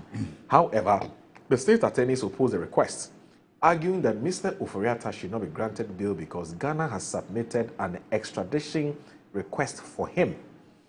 Now, in his ruling, Judge David A. Gardy declined to make an immediate determination on the extradition claim, noting that no documentary evidence had been presented to support the assertion. The court cannot act on assertions without proof. The judge indicated directing the federal government to file any evidence of an extradition request on or before February 19, 2026. The case has been adjourned to Thursday, April 27 at 1 p.m. when the tribunal is expected to hear both the bail application and any documents the government may submit. Until then, Mr. Ofori-Atta will remain in ICE detention for the next 97 days. How uncomfortable. I mean, I would be surprised if Mr. Ken Ofori-Atta would want to stay there instead of coming back home. Anyway, Mr. Kwesi, what do you think? Well, I mean, there's no doubt at all that the hearing yesterday had nothing to do with the extradition request from the government of Ghana. Right. My information is that he went to the U.S. with a visa, which has been revoked. So it's not even a question of him overstaying his visa. The visa has been revoked. And I picked him up, in order to deport him. Now, he has gone to court asking for bail before the determination of the substantive matter before the courts, So that is what we are saying. Moro, to be honest with you, I'm getting increasingly worried. Why? About all the drama. Because all the drama is totally unnecessary. You understand? Right. First of all, if I were Mr. Oforiatta, I would have returned to Ghana. Okay. Because the circumstances in Ghana today will show that he would arrive at the airport. He probably will be put under arrest. And being put under arrest is not humiliation. You understand? He will be put under arrest. He will be given all the necessary conditions, for bail. And then he would get his bail and he would go home and rest. Like all his other colleagues who are facing similar processes, go home. Now, for me, what is important is that this case can drag for 10 years or more, given the fact that Mr. Oforiatta appears to have substantial resources at his disposal. Yeah. So he can hire the best lawyers. These lawyers can play the game, the legal game in court and so on. And this case can drag for 8 years, for 10 years and so on. During which period he will still be enjoying some measure of respect and freedom and so on. Right. So I cannot understand, why there's this standoff, him refusing to come and all the drama and so on. That's one part of it. Now, the other part of it is simply the fact that our laws allow trial in absentia. Right. So what is all this drama and so on? If Mr. Oforiatta would not come, go ahead and try him in absentia. You understand? So what is the drama about? I don't understand what is happening. So basically, why do we need Oforiatta to be here physically? What is it? I don't know. You don't know? I don't know. There's so much drama. And I think it's a lot of it is political theater, both on the side of Mr. Oforiatta himself and those who support him, and also those on the other side. There seems to be too much political theater, and I'm not comfortable with political theater, in matters such as this. Clearly, there may be questions that he has to answer. Indeed, there are questions that he has to answer. Why not? If he won't be here to answer, take it before a judge and let the judge make a determination as to whether indeed, there have been violations of the laws of this country, and if there have been violations of the laws of this country, apply the penalty. Okay. You understand? So I just don't understand why there's so much drama around this case. Ken Oforiatta's lawyers had an interaction. They had, a conversation with our own Attorney General, Minister of Justice, as he tells us in a separate interview on another media platform, where he says that his attorneys clearly said that their client, which is Ken Oforiatta, fears really that he would not be treated properly, he would not be handled properly when it comes to Ghana. It actually wanted some assurance from Dominic Ayene and his team that if Ken comes to Ghana, he will be treated, fairly. From what you know, Mr. Kwesi Pratt, are we that mean as a people? When it comes to how we handle people who are alleged to have committed crimes, to the extent that Ken genuinely says he's scared, he's afraid. He may die. This calls for definitions. What is proper treatment? Right. What does Ken consider as proper treatment and fair treatment? It may be something beyond what the laws permit. That's extrajudicial. In that case, he will be calling for preferential treatment which the law must frown upon. You understand? Now, if it's the normal treatment prescribed by law, what is his fear? So many people have been through this process. You understand? I recall that when Nana Addo Dankwa Akufo-Addo assumed office, one of the people who went through this process was Wayome. Yes. Wayumi went through the process. Okay? Is he saying that he wants to be treated differently from Wayumi? Is he saying that? And what would be the basis? Is he saying that he wants to be treated differently from Victor Salome? What would be the basis? Is he saying that he wants to be treated different from Kwame Pipra or Ferdinand? So we need definitions. When he says that he wants assurances about what? And when he talks about treatment, what kind of treatment is he talking about? You see, given who he is, and what has happened within the last 1 year or so, it's obvious that if he should arrive in Accra, he would be under arrest, as everybody else would be. Okay. A determination would then have to be made as to whether to grant him bail or not to grant him bail. And one of the issues likely to be considered is whether he's a flight risk or not a flight risk. And his current conduct and general disposition will become factors to be considered in that.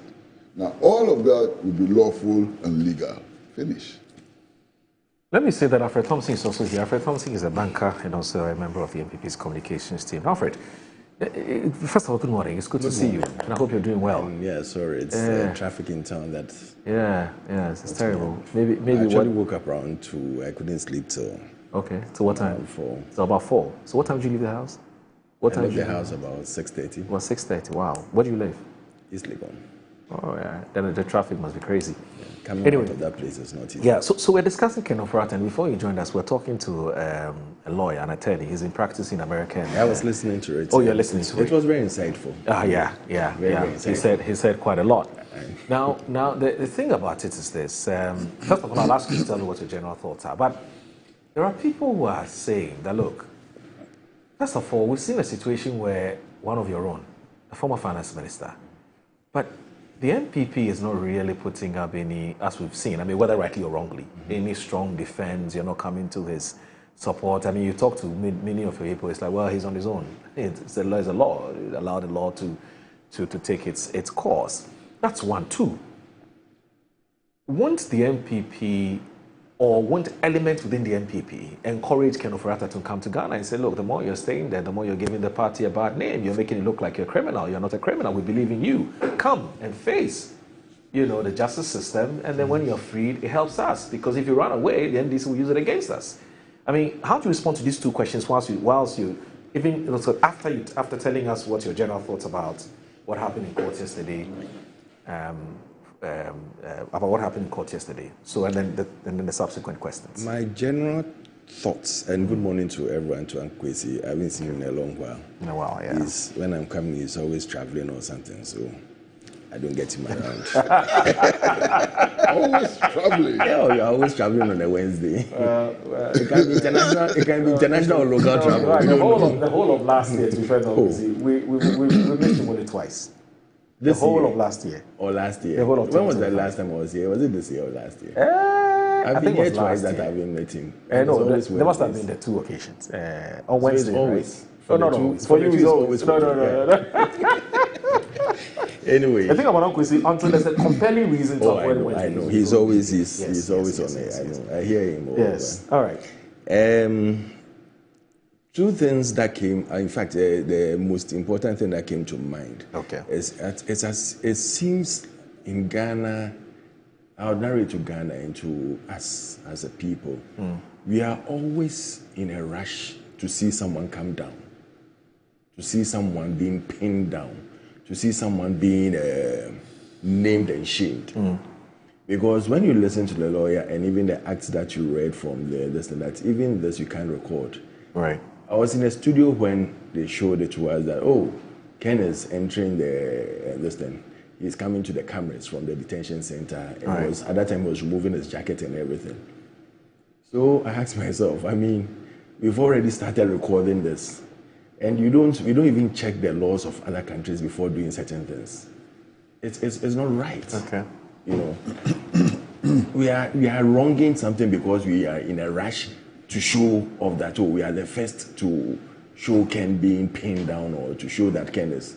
And even the mere thoughts that, oh, it's about the extradition trial and all these things. It tells you straight away that it's like there's some eagerness to get him pinned down. And as the lawyer said, when you do all these things, you give him the yardstick or the bait to fight a case of even political persecution. Even political persecution. So you come back. What do you want MPP to say? His brother has said it all. When he was coming one day from Nigeria, he stated that all those who have worked under him should come home to answer any questions that I wanted. What again do you want us to say? Right. If his brother has said it and he doesn't come, is it the MPP you listen to? The person was working directly under has said it, that anybody who is called should come and answer. You don't run away, don't go to another country. Where is the solidarity? He was one of you as a finance minister. I'm sure he's been good to you. He's been good to many of you. He was one of us, and we keep on saying that, listen, if the person is not even available, send the documents to court and start it. Start the trial. If it gets to a point that he sees that, listen, if I'm not there, I can be prosecuted, he might rush down. Start the trial. What is stopping you from doing that? Instead of always going to stand on telly and announcing that this person is guilty of this charge, is guilty of this charge, is guilty of that charge, and we are going to send the person to court. Why do we always want to prosecute people on air? Right. It's as if this particular dispensation, it's the nicest thing to do, to prosecute people on air before even sending them to court. Guilty before charged. I don't know what we want. Okay. And I don't know where we want to get to. Because what you don't want to happen to you, don't do to your brother. Right. And the person in charge is a lawyer who knows or should know better and know that, listen, that is not how we deal with cases. Right. Send the person to court. Said enough. When we started with her and she asked for permission through the courts to travel out and she didn't come, did it stop the case? Okay. In that same way, if Ken is not going to come, he's not the only person. Okay. They named about 8 or so people. Let all of them come. All of them come and point fingers at his Ken. Okay. And let them come and say that he is the brainchild or the mastermind. If he is saying that he's afraid for his life, we are in an era where when they send you to detention or behind bars. And they are asking you to come and ask, they are telling you to bring your bail, this thing. Some of the bail conditions they are asking now, you ask yourself, why are we in this thing? International Criminal Court or what? Some of the bail conditions, I don't even know whether the National Service or CICB is still in or out. Right. I really don't know. But his bail condition was so steep that they had to go and plead that he should come down. Even the one that came down, he still could not meet it. And all they ask, if you are not careful, you go and take someone who is a bail bond expert or this thing, they have contractors. Their own contractors. Yes. And then they will come and give you the bill. And if you are not careful, you might not even be able to pay, because at the end of everything, if it comes out that you haven't even taken anything, you haven't stolen anything that has been charged on you already or something, then where are you going to get the money from to pay? Okay. Because one would even be shocked that, listen, like you asked the lawyer, I mean, if with what we are saying and what we are seeing, they say Ken has taken so much. Yeah. $1 million to get the Trams gold card shouldn't be a problem for him. He could just do it at a snap of a finger. Okay. But he hasn't done it. All right. So let's give him that and let's start this whole process and stop prosecuting people on air. I don't think it's right. All right. I want us to move on. Okay. I beg you. All right. I don't think that my brother should be allowed to get away with some of the statements that he has made. Okay. How does a media house recording the proceedings, in the immigration court amount to political prosecution? How? Or how does that encourage anybody to come to the conclusion that there's political prosecution? There's no basis for this. That's a media house decision. You understand? Whether it's right or wrong is the decision of the media house. And don't forget, that in the United States, some murder trials are actually conducted on television. What is immigration crime compared to murder and so on? O.J. Simpson. O.J. Simpson, for example. It was live, but it was under, I think they asked for it or they told them that that's what they're going to do. Yeah, so it is not... It's not a strange thing. This one you read, you yourself read it. No problem. Did you read it? Well, yeah, but okay. So I get it's not something I am bringing out. I think that maybe when it comes to immigration, the rules are different. Thank you. Maybe. Yeah. The lawyer has stated it. It's not my experience. Yes, that's but my point is that yes. How does then lead you to the conclusion that the trial could be political? Right.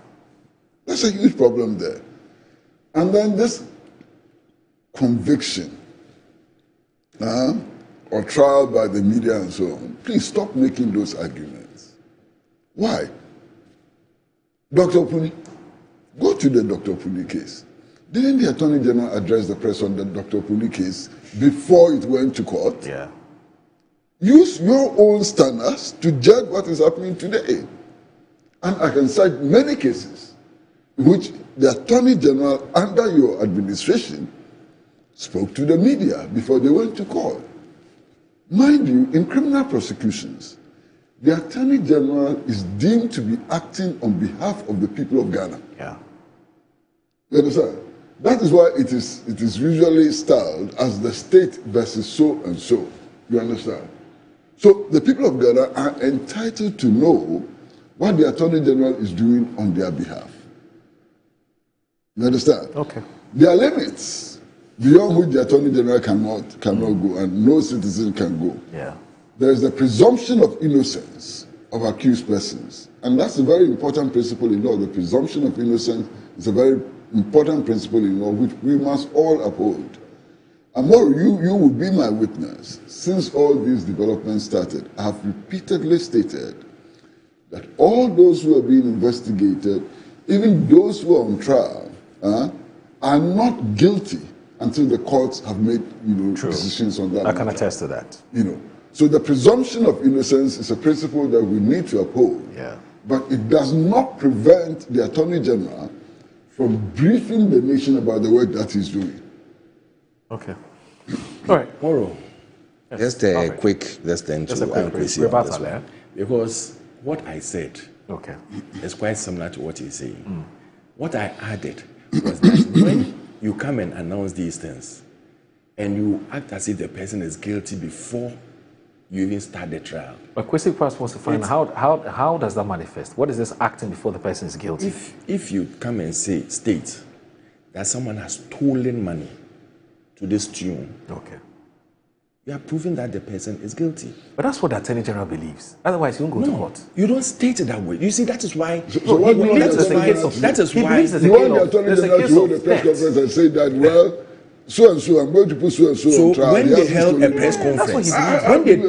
press conference, and told us that Oral can reap about how much billions of dollars? $21 billion. $21 billion.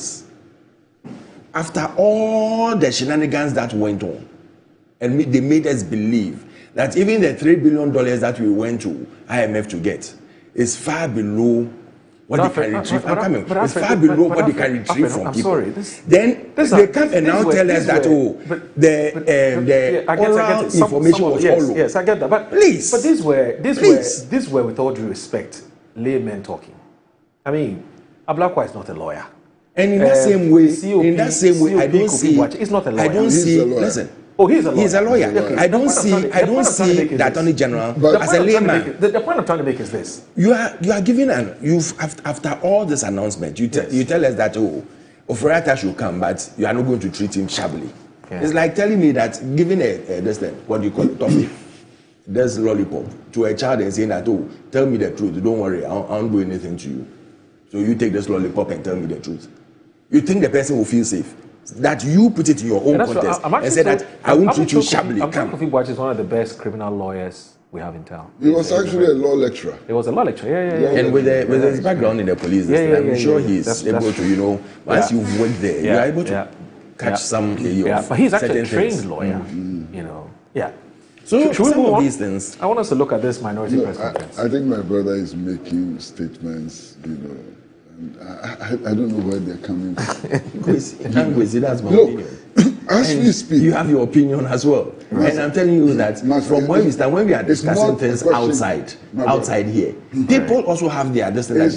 The comments you hear from him. Facts. And the fact is that he comes out to announce and tells you that, I don't treat you shabbily. You've stolen so much. Yes. You've done this, you've done that, you've done that. You've accused me already. So why should I come and give myself to you? It is the duty of the attorney general to accuse people. Yes. Send me to court and go to court and say that we can't find A, B, C, D. I believe that this person is the person who can answer it. And let him go and answer. Alfred, I asked you a question. I said that if the attorney general does not believe there's been a commission of crime, why would he go to court? And besides, it is the duty of the attorney general to make accusations. Yes. It is up to the court to see whether the accusations stand. He was saying that in Opponent's case, our attorney general did some line, blah, blah, blah. Go and listen to the line or the phrases that they use, the language that they use over there, and compare it to what is happening now. And tell me if it's not prosecution. Okay. Tomorrow, please. Let him tell us the language that the attorney general used. Which is different from today. And how it is different from today. Okay. You tell us. All right. We are all ears. We are waiting to hear you. Now, the man who just spoke to us, Dr. Alexander Eduse, he sent us a message. Yes, Junior. He sent us a message on this conversation. He says, more, the AG is by law in his right to address the public on cases he's working on and where he has reached. Thank you. It is uncomfortable when he goes ahead to pronounce them thieves, criminals, etc. In America, they do it, but they claim that the individual has been indicted or charged, but not pronounced with a substantive unproven crime. This is what is creating all these apprehension. Uncle Kise is right. There is too much drama. Sorry. Now, it says, let's announce facts and not innuendos, because sometimes the things they say do not show up in the complaint. All right, Alex, thanks. Alex has a problem too. Okay. No. Now everybody has a problem. On what occasion, Moro, have you been following this? Right. Did you hear the attorney general call somebody a thief? No, I haven't. That's not true. But when he says they've stolen, it's a thief. It's a thief. If the person has stolen money. What is the business of the attorney general? Yes. The business of the attorney general is to make these accusations. You can make accusation, but you cannot call the person that he's a thief. If you categorically say that the person is a thief, you can say that. So, is there a difference between saying you've stolen something and you being a thief? Listen, here's the difference. Okay. If the attorney general calls a press conference and comes and says, look, so much money has been embezzled. Yes. And we are trying so and so for the embezzlement of the amount of money and so on. It is within his rights. And indeed, it is his duty so to do. Okay? So, as Alfred says, if he says that somebody has embezzled money, it then amounts to you calling him a thief. That's also not true. No, that's not what I said. No, when you say the person is categorically, that's like a trade. Yeah. That's a business. But you're stealing you've done something wrong. Okay, so I think the two are not the same. They are not the same. He's never said he's a thief. He said he's stolen. He said he's stolen. Yes, but that's and if you tell someone has stolen something, no, what you say is just like Alfred. If I say you've lied, it doesn't mean you're lying. I think Alfred expects the attorney general to call a press conference and to say that look, you can't assume for me. I'm not assuming for you. You're assuming for me. You can't say that you think I want it that way. He wants the attorney general to call a press conference and say that look, we've done investigations, we found out so much money is missing, and these were the officers responsible. I'm taking them to court, but they may be innocent. You expect the attorney general to come and do that? What ridiculous position is that? You see, he's making a caricature out of this whole thing. And the same thing is what the attorney general is doing. He's making a caricature out of this whole thing. And then when you finish, you come and tell us that you shouldn't do drama over this. No.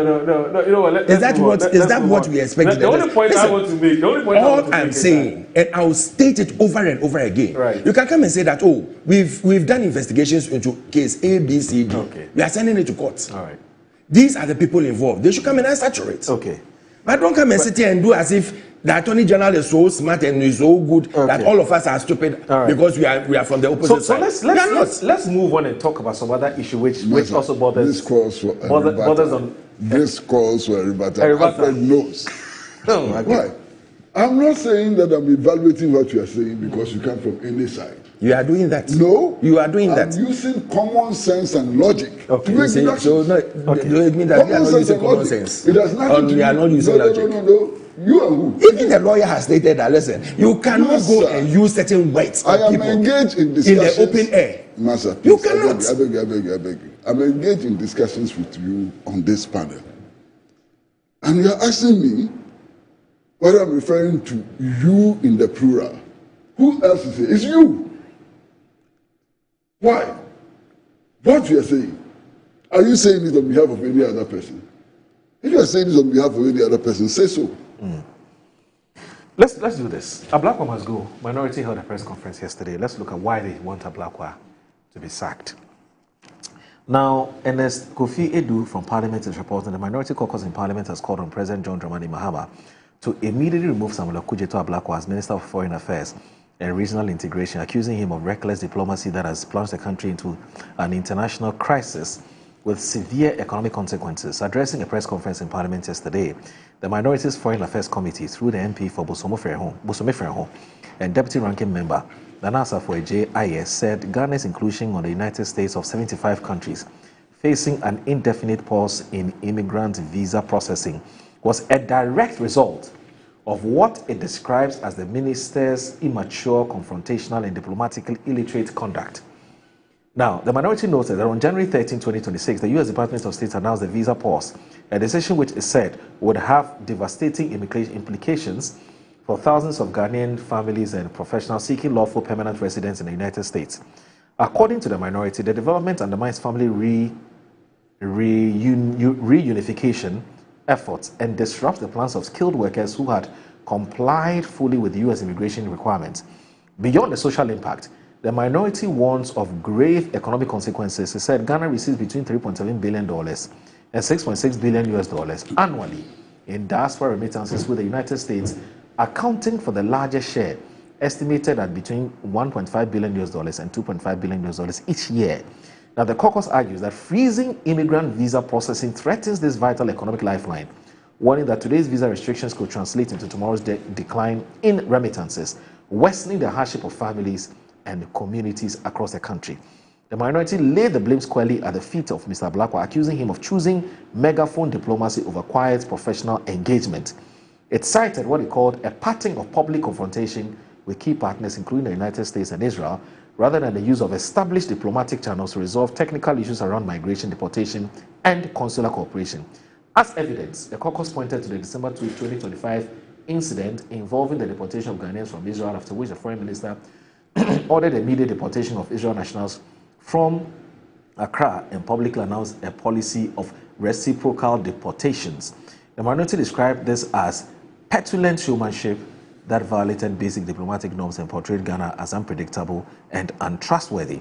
He further accused the minister of failing to anticipate the policy direction of the current U.S. administration, despite previous instances where visa sanctions had been used against Ghana. And according to the minority, a competent foreign affairs minister should have engaged in early warning analysis, scenario planning, and quiet negotiations to prevent the country's inclusion on the list. The caucus also criticized what it calls a failure to leverage Ghana's strong relations with the European Union to lobby Washington, arguing that recent foreign policy posturing had alienated key allies and made coordinated support impossible. In addition to calling Mr. Ablakwa's removal, the minority demanded immediate public accountability from the Foreign Affairs Minister, including full disclosure of communications with the United States over the past 18 months, and a clear strategy for securing Ghana's removal from the visa list. And it also wants an establishment of high-level technical working group with U.S. authorities, the withdrawal of the tit-for-tat deportation policy with Israel, and appointment of a special envoy to handle diaspora and migration affairs. Now, okay, so do they have a case? Oh, why are you coming to me? Oh, well. No, it's not. It's a discussion. He's a member of the LPP. All right, but he can also talk about it. So Alfred has been calling himself we the whole morning. Continue with your we. We as in LPP. Yeah. Not necessarily. Why do we? So he doesn't want to be on an attacking mood this morning. No, I'm not. No, that's what you are doing now. No, but Alfred. Master, to be honest with you. Okay. I have read the statement several times over. Okay. And I listened to you when we were reading it from the newspaper. Right. I don't understand it. Okay? And that is why I think that this discussion will be held if Alfred will shed more light on it. What are they complaining about? Because I don't get it.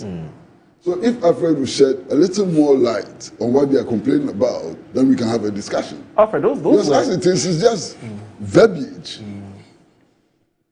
Those are very strong words that you use against a foreign minister. I mean, justify the use of those. When I say you, not as a minority, I mean that he's immature, he's not diplomatic, he's incompetent. I mean, these are very, very serious adjectives. So tell us why he deserves all these adjectives.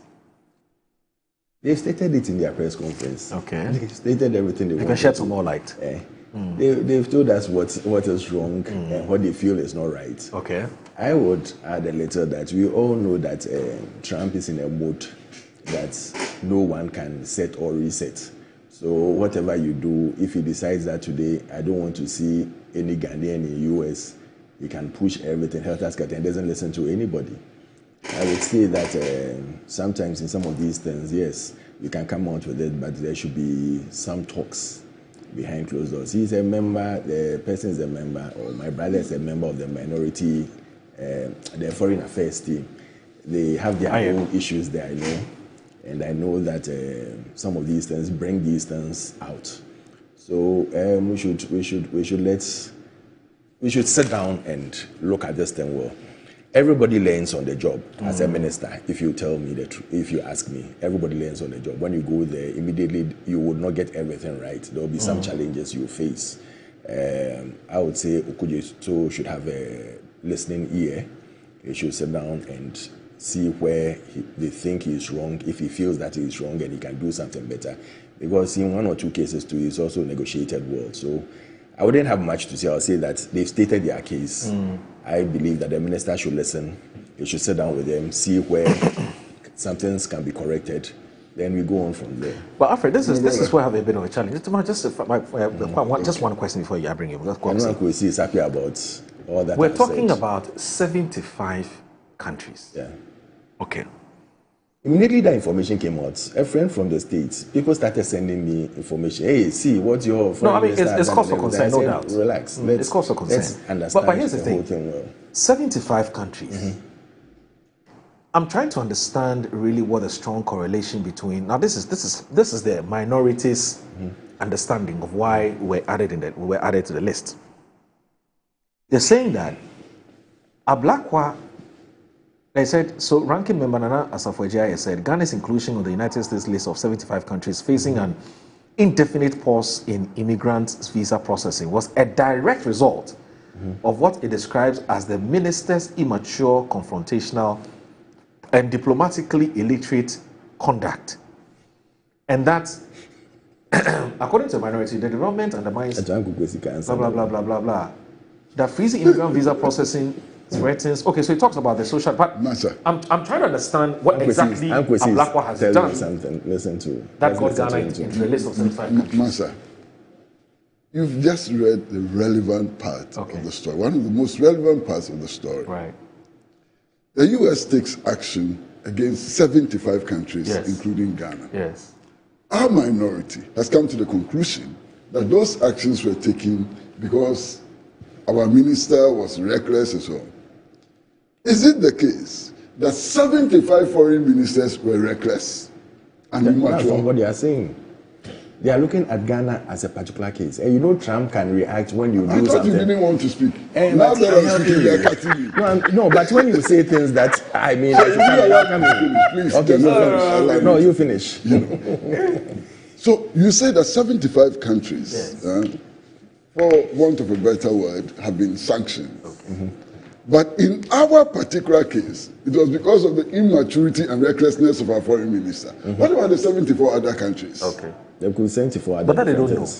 They don't know. There could be 74 other different So it means that the U.S. could take those actions not in response to recklessness and immaturity. That's an admission. True. Unless you want to say that for all the 74 other countries, their ministers were like Ablakwa, immature, and so on and so on. Hey, what is this? Moro, do you understand what they're saying? And then they go on. And then they talk about the principle of reciprocity. Yes. And don't forget, I do you. The principle of reciprocity. Hold on. That is a fundamental principle in diplomatic relations. Right. Everywhere in the world. Ghana applies that under Ablakwa's stewardship as Minister of Foreign Affairs, and hell breaks loose. This is a fundamental principle in international diplomacy. What did he do? Members of parliament went to Israel. Israel arrested them. Ghanaian members of parliament went to Israel. Israel arrested them. You understand? Subjected them to degrading treatment. Members of parliament. And a section of our parliament can hold a press conference and say, we shouldn't have retaliated. My goodness. What kind of parliamentarians are these? They are not even ready to defend their own dignity. It is not like I went to Israel and I was harassed and so on. Members of parliament and an official government delegation were arrested, were humiliated and so on. And Ghana took action. Indeed, what was Israel's reaction? Israel quickly came for a settlement. Yeah. Israel quickly came for a settlement. How is that detrimental to the interests of Ghana? And then, if you read the statement very carefully, it is clear that they are also referring to the statement which Ghana issued, in condemnation of the kidnapping of Nicolas Maduro, president of Venezuela. It is obvious that that is one of their beefs. Yeah. Oh my God.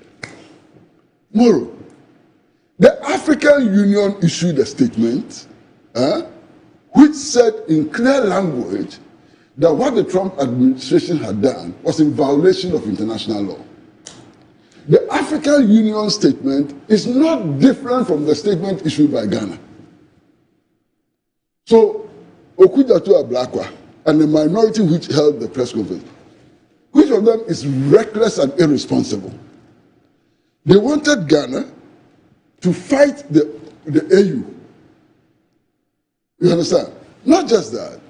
The Organization of African Trade Union Unity, OATU, issued a much harsher statement than Ghana's foreign ministry. Not just that. CARICOM, the Alliance of Caribbean Nations, issued a very strongly worded statement. You want us to be out of step with that? Britain, the Prime Minister of Britain, emphasized the point that what Donald Trump had done was in violation of international law. Russia issued a strong statement claiming that what Donald Trump had done was in violation of international law. China issued a similar statement. Did you read the statement which was issued and signed by the Foreign Minister of Namibia? So this minority, where have they been all these years? They don't even read statements. They don't read statements from the AU. They don't read statements from CARICOM. They are not watching what Russia's position is. They are not watching what China's position is. Unbelievable. This yesterday, Macron, the French president, spoke at Davos yesterday, and you can check. Macron is saying, in reference to the behavior of Trump, that the world should ready itself to fight against new imperialism and new neocolonialism. True. This is Macron. And it's in relation to the Greenland issue. Exactly. This is Macron. This is Macron yesterday. Yeah. So our minority is actually on the extreme right of Macron. Yeah. What a minority. An African state, Ghana, which led the struggle for national independence and so on. And the minority wants us to become a doormat for Donald Trump. What minority is this? I'm so disgusted by this press conference. If you listen to the statement very carefully, this minority would have been very happy if at the time of the commission of genocide in Ghana, Ghana has stood side by side with Israel and become an embarrassment and so on. What are the principles that the minority is upholding in this matter? I'm so disgusted by this press conference. Why? What has the foreign ministry done today, which is in violation of Ghana's foreign policy? Of course, if you look at the history of the minority, you may forgive them. You may even understand them. Because I was a little boy in 1969 or 1970, at the height of apartheid rule, when the Progress Party government fought against the whole of Africa for insisting on sanctions against apartheid. Okay. I would not forget this.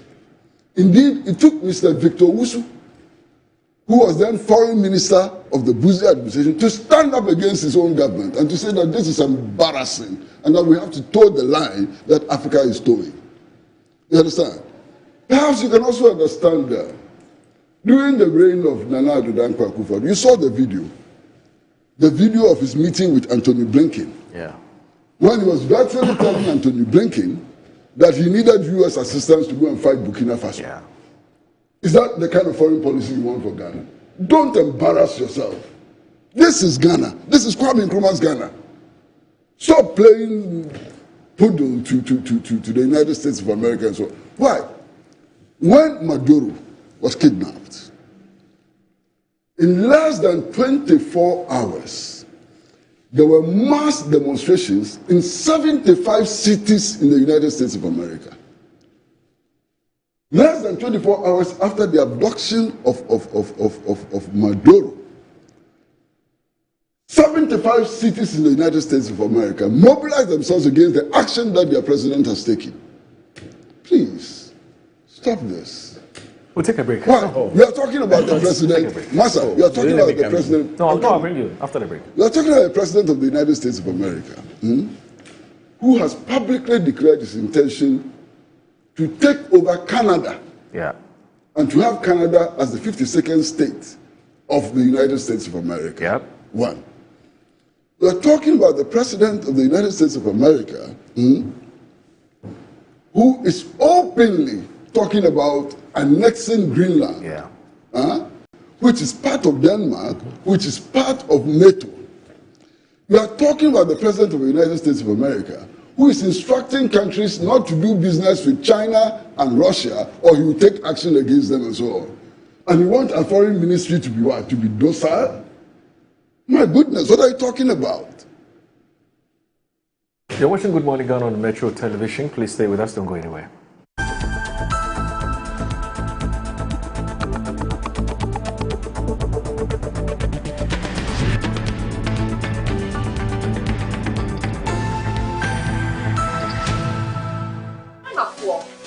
Chia winning Nara, me ding edge baby da pa. Me dia dia sonko kra na ebremo. Nya odi to aduane mu ama waduane e da pa na me de bremo. And no any some spices. Some spices in here. Emu wa no bebre o. Various flavors. Ubenya eya akoko. Ubenya nantwie. Ye de ku jollof mu ma emu ye de. Ubenya ye de ku nkwan mu. Ye de ku froye mu. Ho na ko pebito. Na ema waduane enye de. Unye minia. Ye nkon ye konko tie nyankofo eka. Down where you communication to enjoy Uduba, that some spices. One in the essence, no pie. I'm going to get it. Some spices in a BTA, daddy so say. Some spices, one some spices, Yama chicken. Some spices. Nsaka in Ketwa, measure 10 grams. Your chicken, spaghetti, garlic and ginger, stew, can jollof, any flavors. Apple do bebre. Some spices, yes, Saka. The festive season is here again, and your most preferred estate partner is giving you 25% discount on land sale. Yes, for our Bronya Asase promo, Estate Masters is offering this massive discount for outright purchases. This includes free indenture, free site plan, and a free site visit. So what are you waiting for? Rush now and secure a plot of land while it is still hot. Reach out to us using the numbers below or visit our website at www.estatemastersgh.com. Estate Masters, your most preferred estate partner.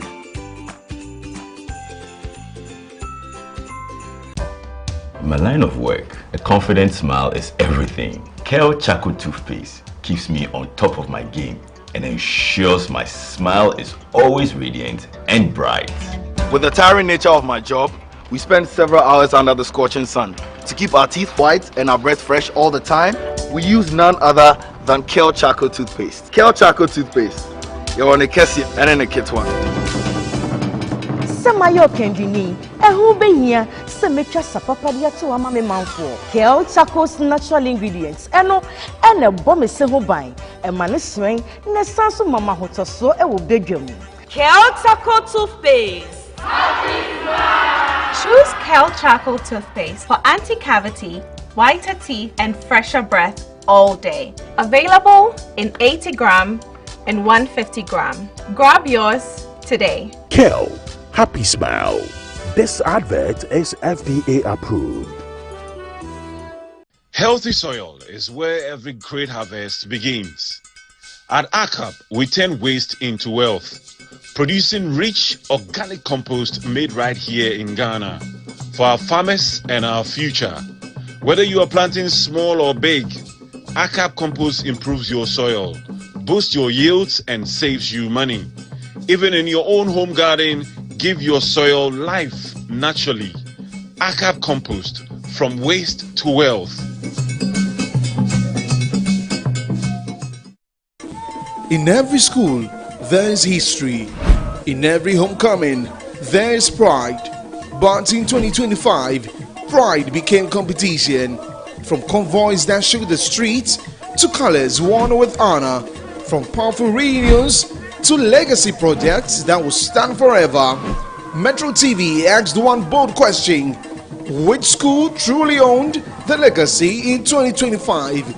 Welcome to School's Homecoming 2025. Who is who? Send your school name, convoy videos, speech and prize giving highlights, and your 2025 legacy projects to 0550-090-702. School's Homecoming, my school, my pride. This event is sponsored by Zoom Lion and Appointed Time Printing.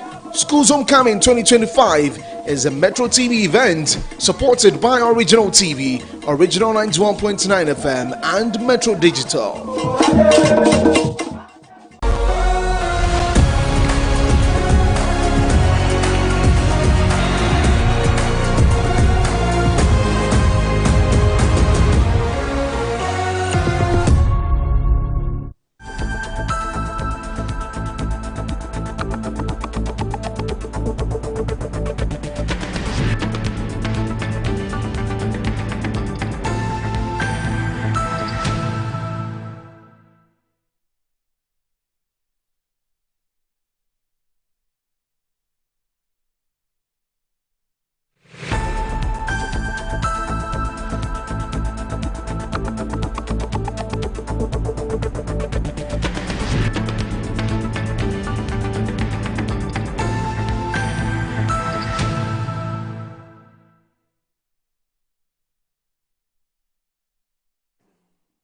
All right, you're still watching Good Morning Ghana on a Metro Television. Mr. Kwesi Prajun is here, former managing editor of the Insight newspaper. And also, Mr. Alfred Thompson is a banker and a member of the New Patriotic Party's communications team. So I've had quite a number of messages. I'll read them before I bring you in. So good morning. So Niama Matefio sends this message. It says, good morning, Moro. The functions and policies of Ghana Foreign Policy Minister is stated in our Constitution in Article 40. Please, can you read it and ask the MPP rep which of them has Ablakwa violated, hence the call for him to be sacked? That's an interesting question.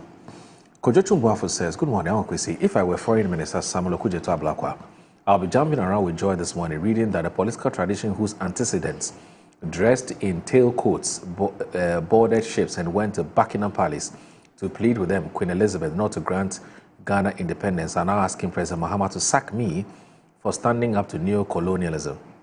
It is an occurrence that he should look forward to narrating to his grandchildren as one of his greatest achievements. Common sense is indeed not learnt.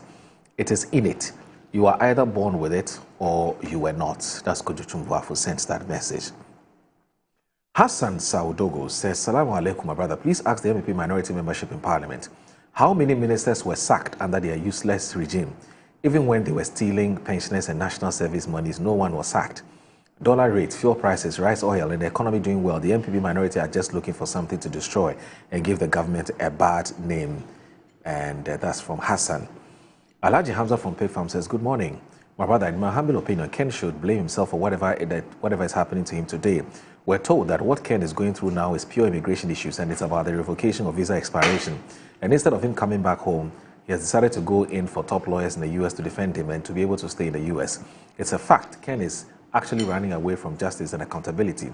My brother, you remember about the issue of occupying the Flagstaff House issue? Ken and his friend were all over the place calling for accountability and appointees to be held responsible. Today, what has changed? But I can tell you, for a fact, this will not save him because revocation of visa and visa expiration goes with deportation. Kwesi Baini, your very good friend, formerly with the Chronicle, he says, in fact, he said he was at some point editor of the Daily Guide. Yes, he was. Oh, okay, okay. So he just sent a message to, he's now based in Takoradi. He says, has Ghana been reduced to this level? Any attempt to criticize the USA for wrongs against us is criticized by us? Then where is our sovereignty? The position of Ghana on international issues. And he was a leading member of the New Patriotic Party. Kwesi Baini? Yes, yes. Oh, I see. Yeah. But of course, he's always maintained his balance. His balance, okay, his logical balance. He said, then where is our sovereignty? The position of Ghana on international issues is not aligned, and that has been so since time immemorial. Kwesi Baini sends this message. Now, ED from Adenta says, good morning to you. In fact, the MPP and its minute minority cannot stop amazing Ghanaians by their senseless presses every now and then. If I may ask, is it a Blackwell who overstayed his visa in the U.S.? Is it Mr. Blackwell who stabbed his wife in the U.S.? Their calls are vague and very uncalled for.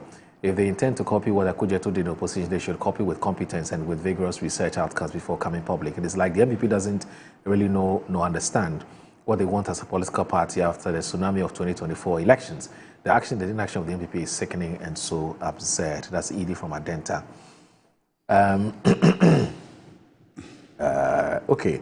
Dr. H.S. Kanku, in fact, Professor H.S. Kanku, I've seen your message. Thank you very much, and I'll look at that soon. Now, Ebo Bachman of the UP, United Party, he says that my piece of advice to the MPP leaders and communicators, if you don't have anything relevant to say, but you still want to say something, it's better you say nothing.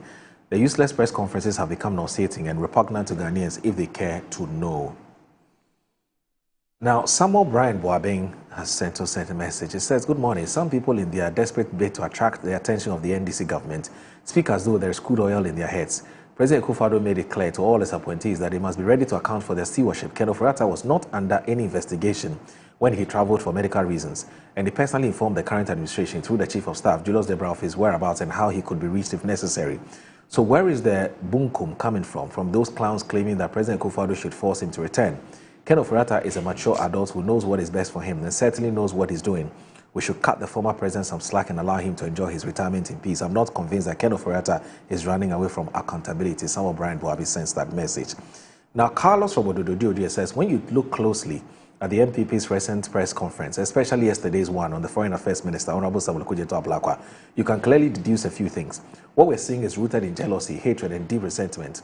This stems from the role Honorable Samuel Ablakwa, Sam George, and Sami Jemfi, together with the SSS, played when they were in opposition.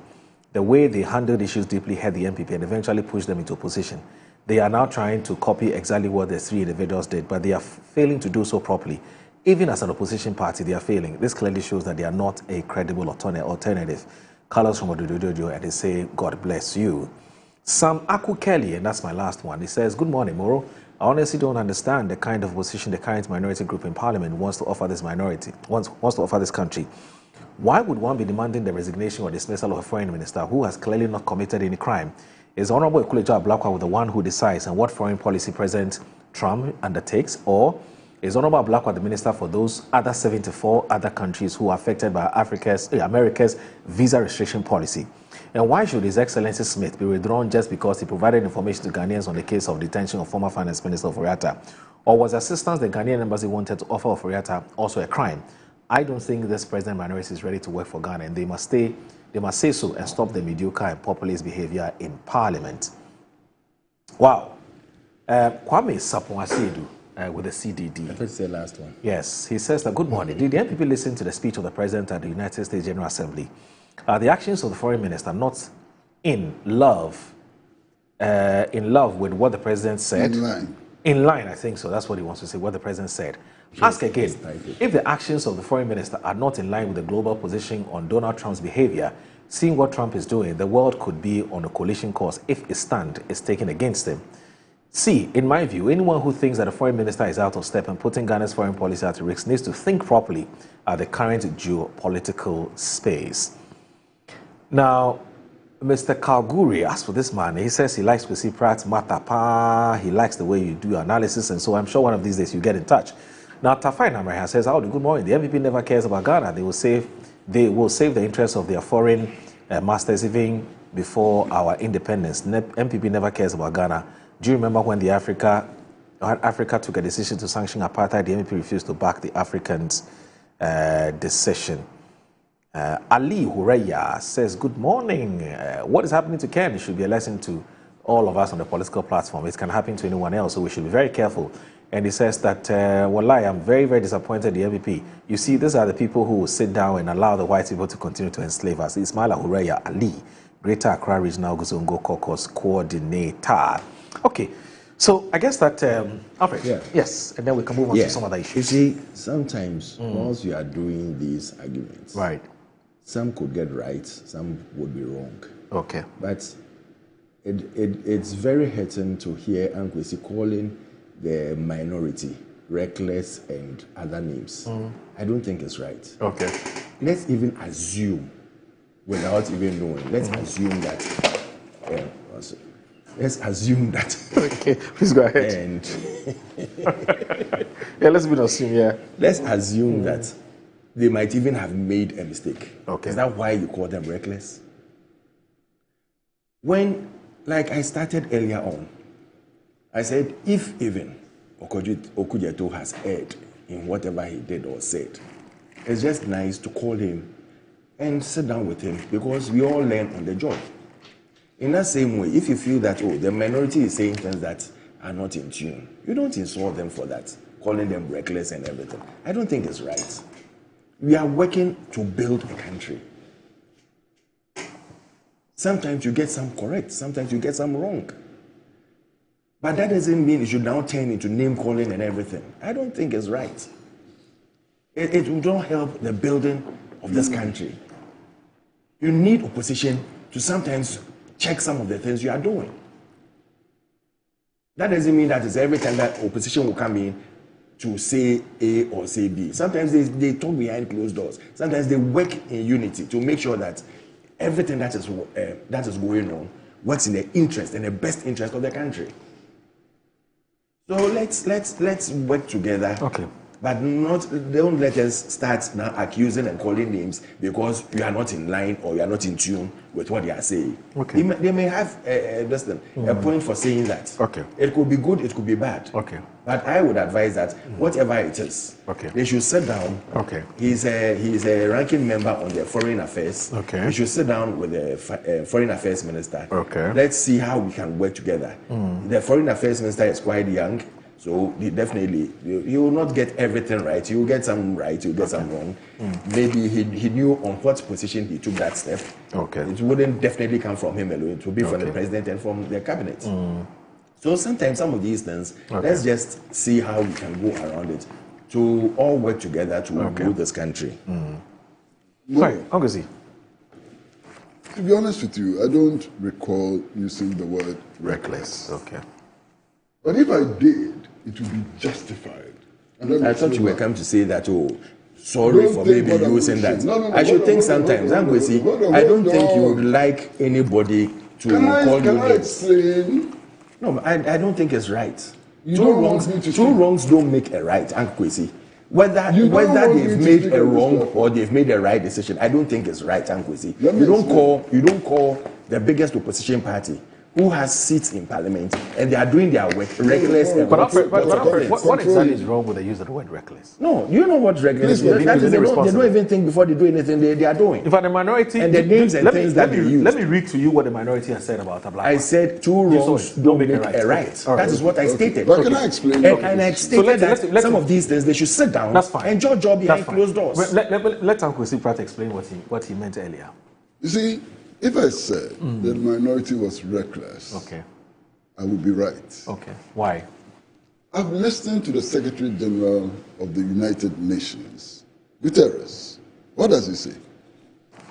He says that a breakdown of international law and the rules-based order could lead to global anarchy. This is the Secretary General. Right. I'm sure all of you have heard commentary about how if international law is set aside and the rule-based order is destroyed, we could be heading towards a thermonuclear war. You understand? Now, if people support the breaking down of the rule-based order, if they subvert international law and so on, we could be heading towards this thermonuclear war. Now listen, just the United States of America and Russia have enough nuclear weapons to destroy this world as we know it today 10 times over. Imagine, one destruction is enough. One destruction will leave nothing. But they have the power to destroy this world 10 times over. If you look at Asia, India, and I think Pakistan have nuclear weapons. North Korea has nuclear weapons. You understand? Israel in West Asia has nuclear weapons and so on. Look at this situation. So if you have a foreign minister who is saying that let's be careful, let's preserve the international order so that we don't break out into a thermonuclear war, and you issue such a statement about the foreign minister, which clearly shows that you believe that the international order should be broken down, are you not reckless in the extreme? Are you not reckless in the extreme? Is it insulting to describe this as recklessness? Something which can destroy our planet, can destroy our world. Is that not recklessness? If that is not recklessness, what can be reckless? Alfred wants to use a different word. I don't recall using the word reckless. But I'm happy that Alfred has supplied me with the word. It's not only reckless. You used several deterioratory words that I don't think is right. What you feel that I said are not good, I should come and mention it on air. Mention them. So here's the definition of reckless. We've just dug something out. Reckless means acting without thinking about the risk or consequences, often in a careless or dangerous way. Acting without thinking. Without thinking. Yeah. About thinking the risk or consequences of an action. If they write about Okujeto and they stated it's not only one thing, several things. Okay. Whether good or bad. They also describe Okujeto as reckless. Whether good or bad. Well, he says two wrongs will not make a right. He's condemned that too. All right, so let's make progress. Let's make progress. So, Alfred, I don't think it's right. Alfred, today is the 21st of January, isn't it? So basically, you have 10 more days to go. Yeah. Are you still Bamia? Oh yeah, always and always. You're still Bamia? Yeah. Have you heard what Kenna said about him? What did he say? It's a video I'm not too comfortable playing, but you can play it and we'll play what maybe he said and Bamia has said too. Okay. In fact, right, let's watch the two videos. Let's watch the Ken video and the Bamia's. In fact, yesterday Bamia did a video in reaction to what Ken has said about it. But let's also listen to what he said before Ken said that. Yeah, there's another video where he, in fact, that's assassin interview, isn't it? No, he said where Bamia said something and he. Yeah, he explains it in that video. Who explains it? He can. Ejapon. In that video, he says. But can we get what Bawumia said before Ken got angry? Apparently, didn't say anything. Apparently, it was Chairman Sabusu. Oh, he didn't say anything. No, apparently, Bawumia didn't say anything. Yes. And let's Ghanaians. Yes. But we'll play that video shortly. But if you look at the papers today, there's a Kwabena Ejapon. He's unveiled 6-pillar policy. He held a news conference yesterday. And we want to be fair to all the aspirants. So otherwise, our quiz will come after us. And he thought as journalists, so we have to be fair. So Kwabena Ejapon unveiled 6-pillar policy. Daily guide. I'll read that. And then you have another your very good friend, who says, be a part of Bawumia's imminent victory. So as far as it's concerned, it's a done deal for Dr. Mahmoud Bawumia. So don't over till it's over. I'll start with the Black Kwamas. Oh, sorry, the Kwabena Ejapon unveiled 6-pillar policy. And then we're also waiting to play the 2 videos. One is from Dr. Mahmoud Bawumia and one from Ken Ejapon. Now, this one says that Ebenezer K. Amponsa, who is a reporter with the Daily Guide, he says that flag bearer aspirant of the New Patriotic Party, Kwabena Ejapon, yesterday unveiled what he described as a 6-pillar policy plan aimed at addressing the challenges facing the country when selected as the party's flag bearer.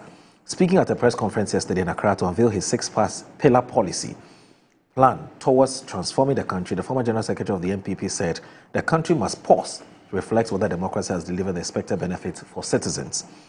He pointed to rising graduate unemployment, poverty, weak public systems, and the existential threat posed by illegal mining, Galamsey, noting that the country has not created enough hope with its politics. Mr. Ejapon proposed comprehensive land reform, including transparent compensation frameworks and streamlined land title registration to unlock capital, reduce litigation, and boost agricultural productivity in this Pillar 1 policy plan, and it goes on and on and on and on. It's a lot to read. I'm not sure I'll be able to read it all. Just the 6 main points. Well, I just read one to you. I don't know whether you want to take. We just want the head. Maybe this, maybe that, maybe that. But I thought I just read one. I was going to the second one. We have 20 minutes. We don't have all day. That's the challenge. We don't have all day. If you can just get the titles of the 6 points. Okay. I say. In summary. Yes, in summary. Well, unfortunately, the paper doesn't summarize it. Okay, no problem. The paper doesn't. So, Pillar 1, right? He says that land title. Yes, it's so comprehensive land reform, including transfer, blah blah blah. Okay, Pillar 2. Now, Pillar 2 focuses on strict enforcement of spatial planning. You know, he's an engineer, so he likes to talk about these things. Spatial planning, building, and environmental regulations. Zero tolerance for indiscipline and corruption, with the aim of changing the challenges faced by residents in urban centers. That's Pillar 3. Now, let me look at Pillar 3. He's calling for an end to waste, and that his administration would introduce rigorous value money audits in public procurement and rationalize government expenditure. Pillar 4, restoring meritocracy and professionalism in public service. He pledges to end political patronage in the civil and public services. He's also proposing to downsize government's cabinet ministers, supported by deputies and regional ministers.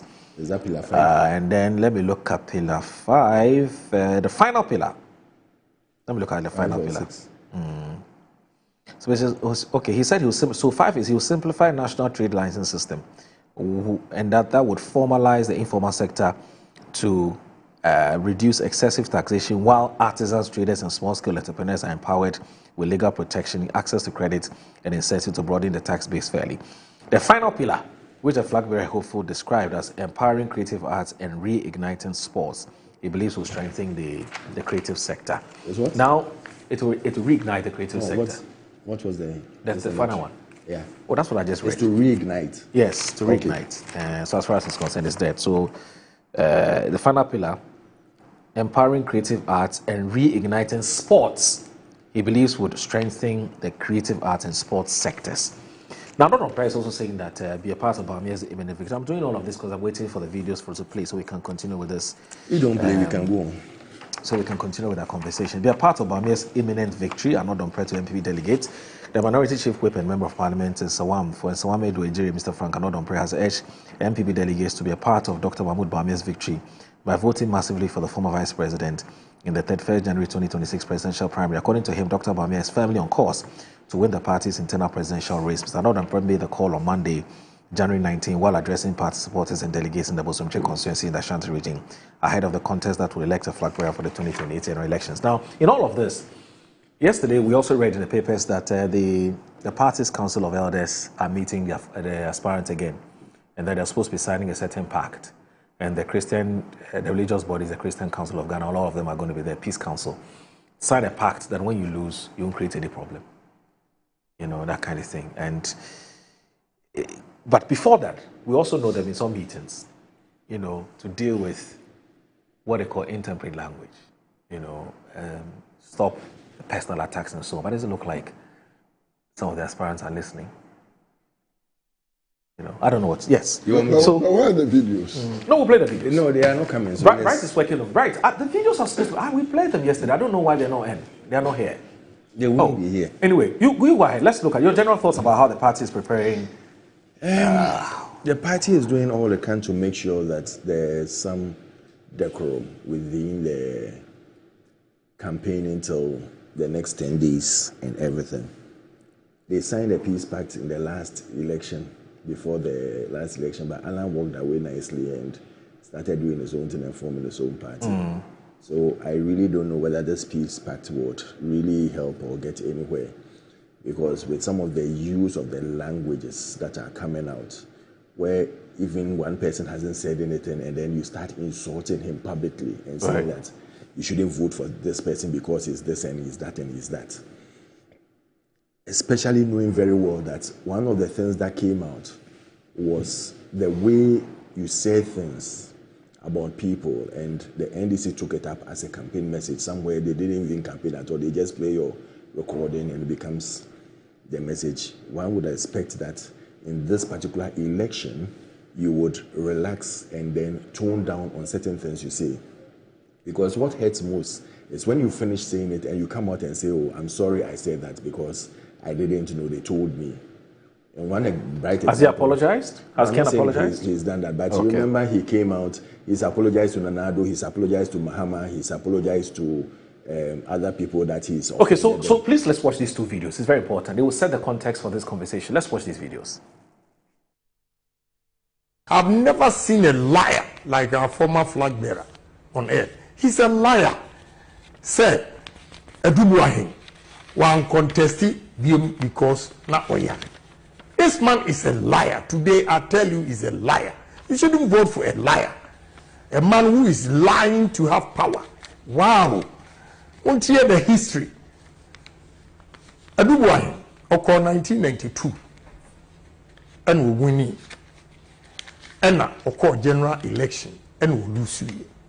1996, the former black flag bearer, Ejine Kumasi, Kasena Edubuahin Yare. Kufuor contested Edubuahin in 1996, and the Kufuor BT Edubuahin, Edebeye flag bearer. He was fighting to go on the post, and they did not agree.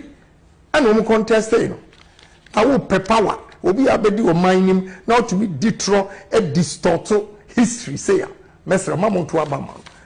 Na say a few days ago na yeti anoma bi ebeka nkyerɛ say 2 weeks here akai say ye ko election omo di strategy bi eba omo ne ye nkrofo ye bi omo se omo be didi matem saa omo be twantro egu mi so 2 weeks na wachi mi enu a ebe enti mo nyina mo nye alert mo beti nsem bebre enye nokre omo pese omo susa mo adwen omo be didi matem saa ma mo mfi omo mongo na mongo to abano emami enya saa mongo na mongo to abano emami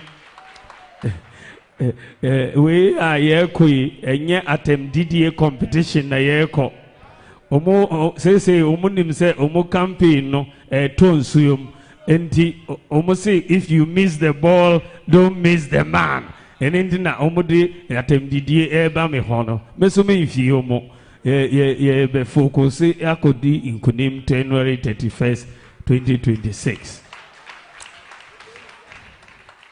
na Osha asema unka yepo omude be show wenum edidi watem so aka se uye koshini we mu nyina ade a omo beye meso me fi omo.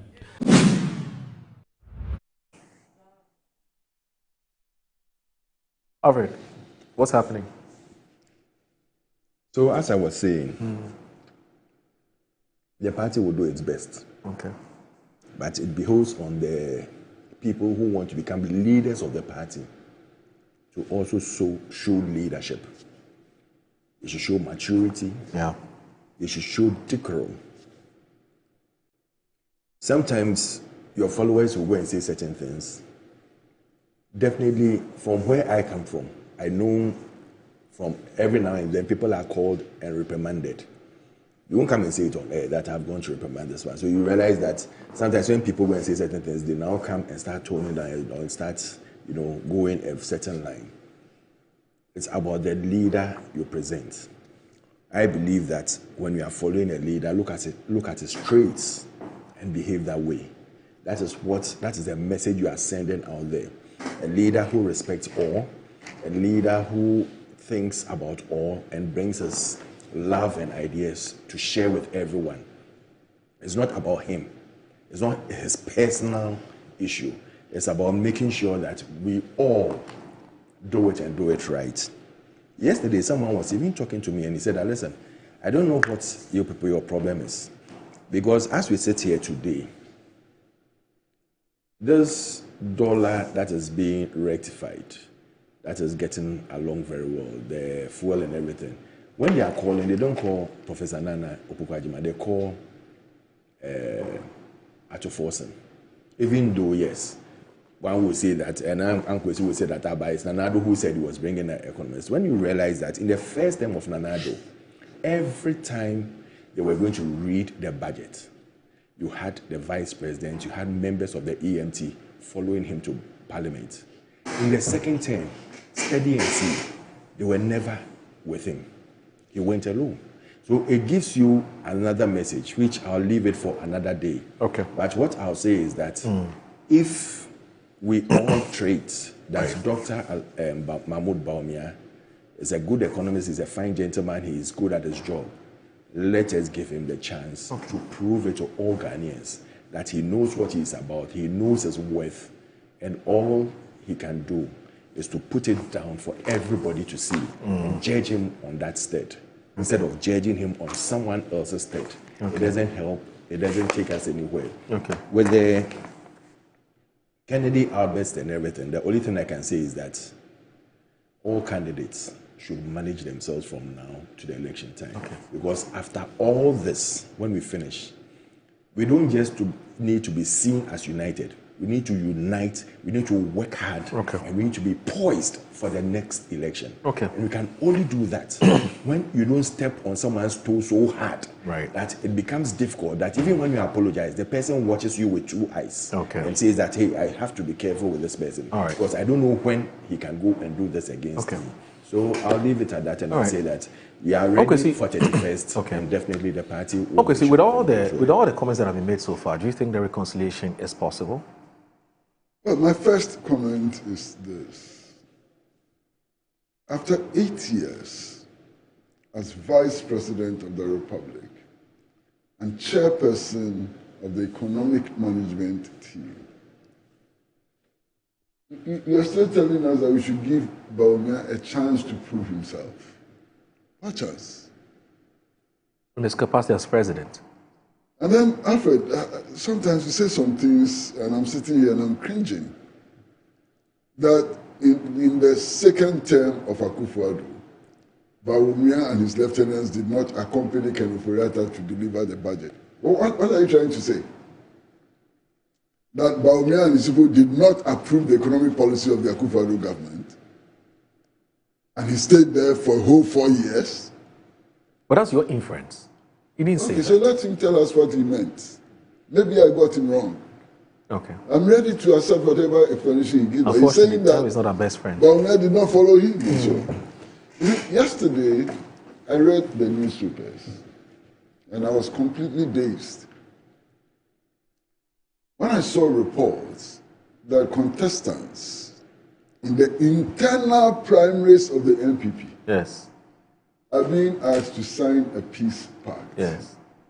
I was wondering, the contest in the NPP has gotten to the level of rival Talibans fighting for power, or to the level of the Sudanese civil war. Peace pact. Hey. Well, haven't you heard the things that are happening, Uncle Kwesi? And they said that they would not just sign a peace pact too. National Peace Council representatives will be there. Yes. Former heads of states will be. Have you seen the list of people who witnessed the signing of the peace pact? So what will happen in Sudan? Is there anything wrong with that? If your internal contest in one political party in Ghana, they are going to sign a peace pact under all these conditions, what will the fighters in Sudan be signing? So we shouldn't sign any peace pact. Let me hear all the Afghanistan war. How did it end? Peace pact. We shouldn't sign any peace pact. After hearing what Kennedy said right now, you don't comment about that one. Oh, that's your question. Answer mine first. What will the fighters in Sudan be signing? And under what circumstances? They are also signing their own. But we believe that in our party, if things are going this way, we should sign a peace pact. Master, let's move on. Why do we move on? Let me use the next 1 minute. For the video, and now they brought the video. You can comment on it. Let me use the 1 minute left. Pact. Your very good friend Austin Game. He sent a message. Austin Game. Oh, how? He says, "Good morning. Yes, good morning. Honorable Blackwell was openly disliked because his vetting. So the same dislike and hatred for him continues. I think so far, the Honorable Minister of Foreign Affairs has proven to be a worthy foreign minister." So Kwame Sapasidu is back, and okay, all right. Kwame, I've heard, I've seen the message, I've taken notice. Musa Bato in Asawase says, whether Ken Ofori-Atta likes it or not, he will account for his stewardship in Ghana because he cannot serve as finance minister for almost 8 years and then run away from accountability. Ken Ofori-Atta issue should serve as a guiding principle for all politicians and political actors. Public office is a position of trust. To serve citizens is not an opportunity to enrich themselves, their family and friends. The day of reckoning comes for everyone sooner rather than later. Kwesi Bani is back. He said, did you hear the epithet used against Kojo Okujeto by the minority? Kwesi Bani. Thank you very much for that message. Anyway, but the stuff that Ken said are very serious, and I think the party would have to rein him in. I mean, to call there's one problem. Where we've gotten to, there's we one don't think. major problem. What's the problem? Which the party has to overcome as quickly as possible. Look, there are many people who have said horrible things about Ken Ejapong, even Adutru and so on. Yes.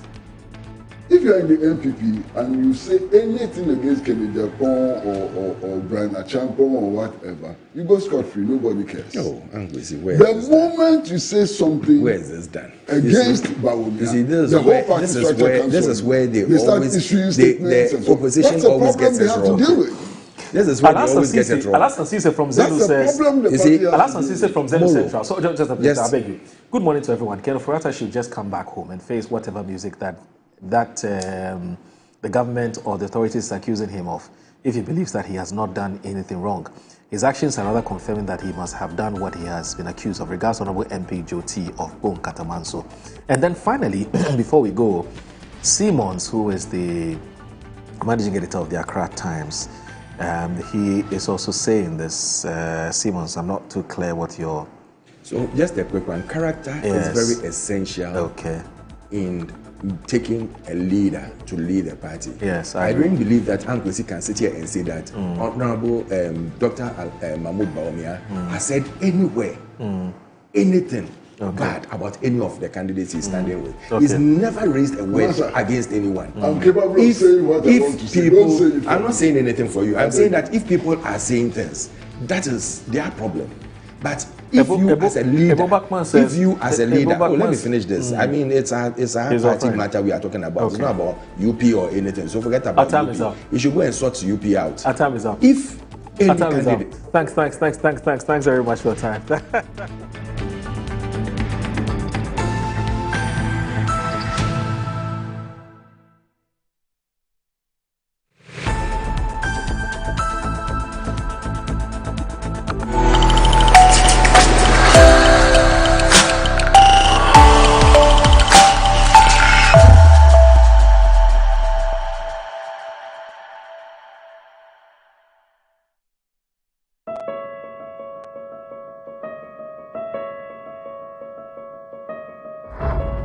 at all does he see in her that he's not seeing in me?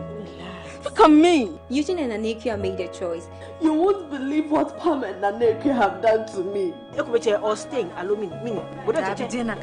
Abstain. Why abstain? I have been seeing through your shenanigans all night. I thought I told you that I didn't want to say that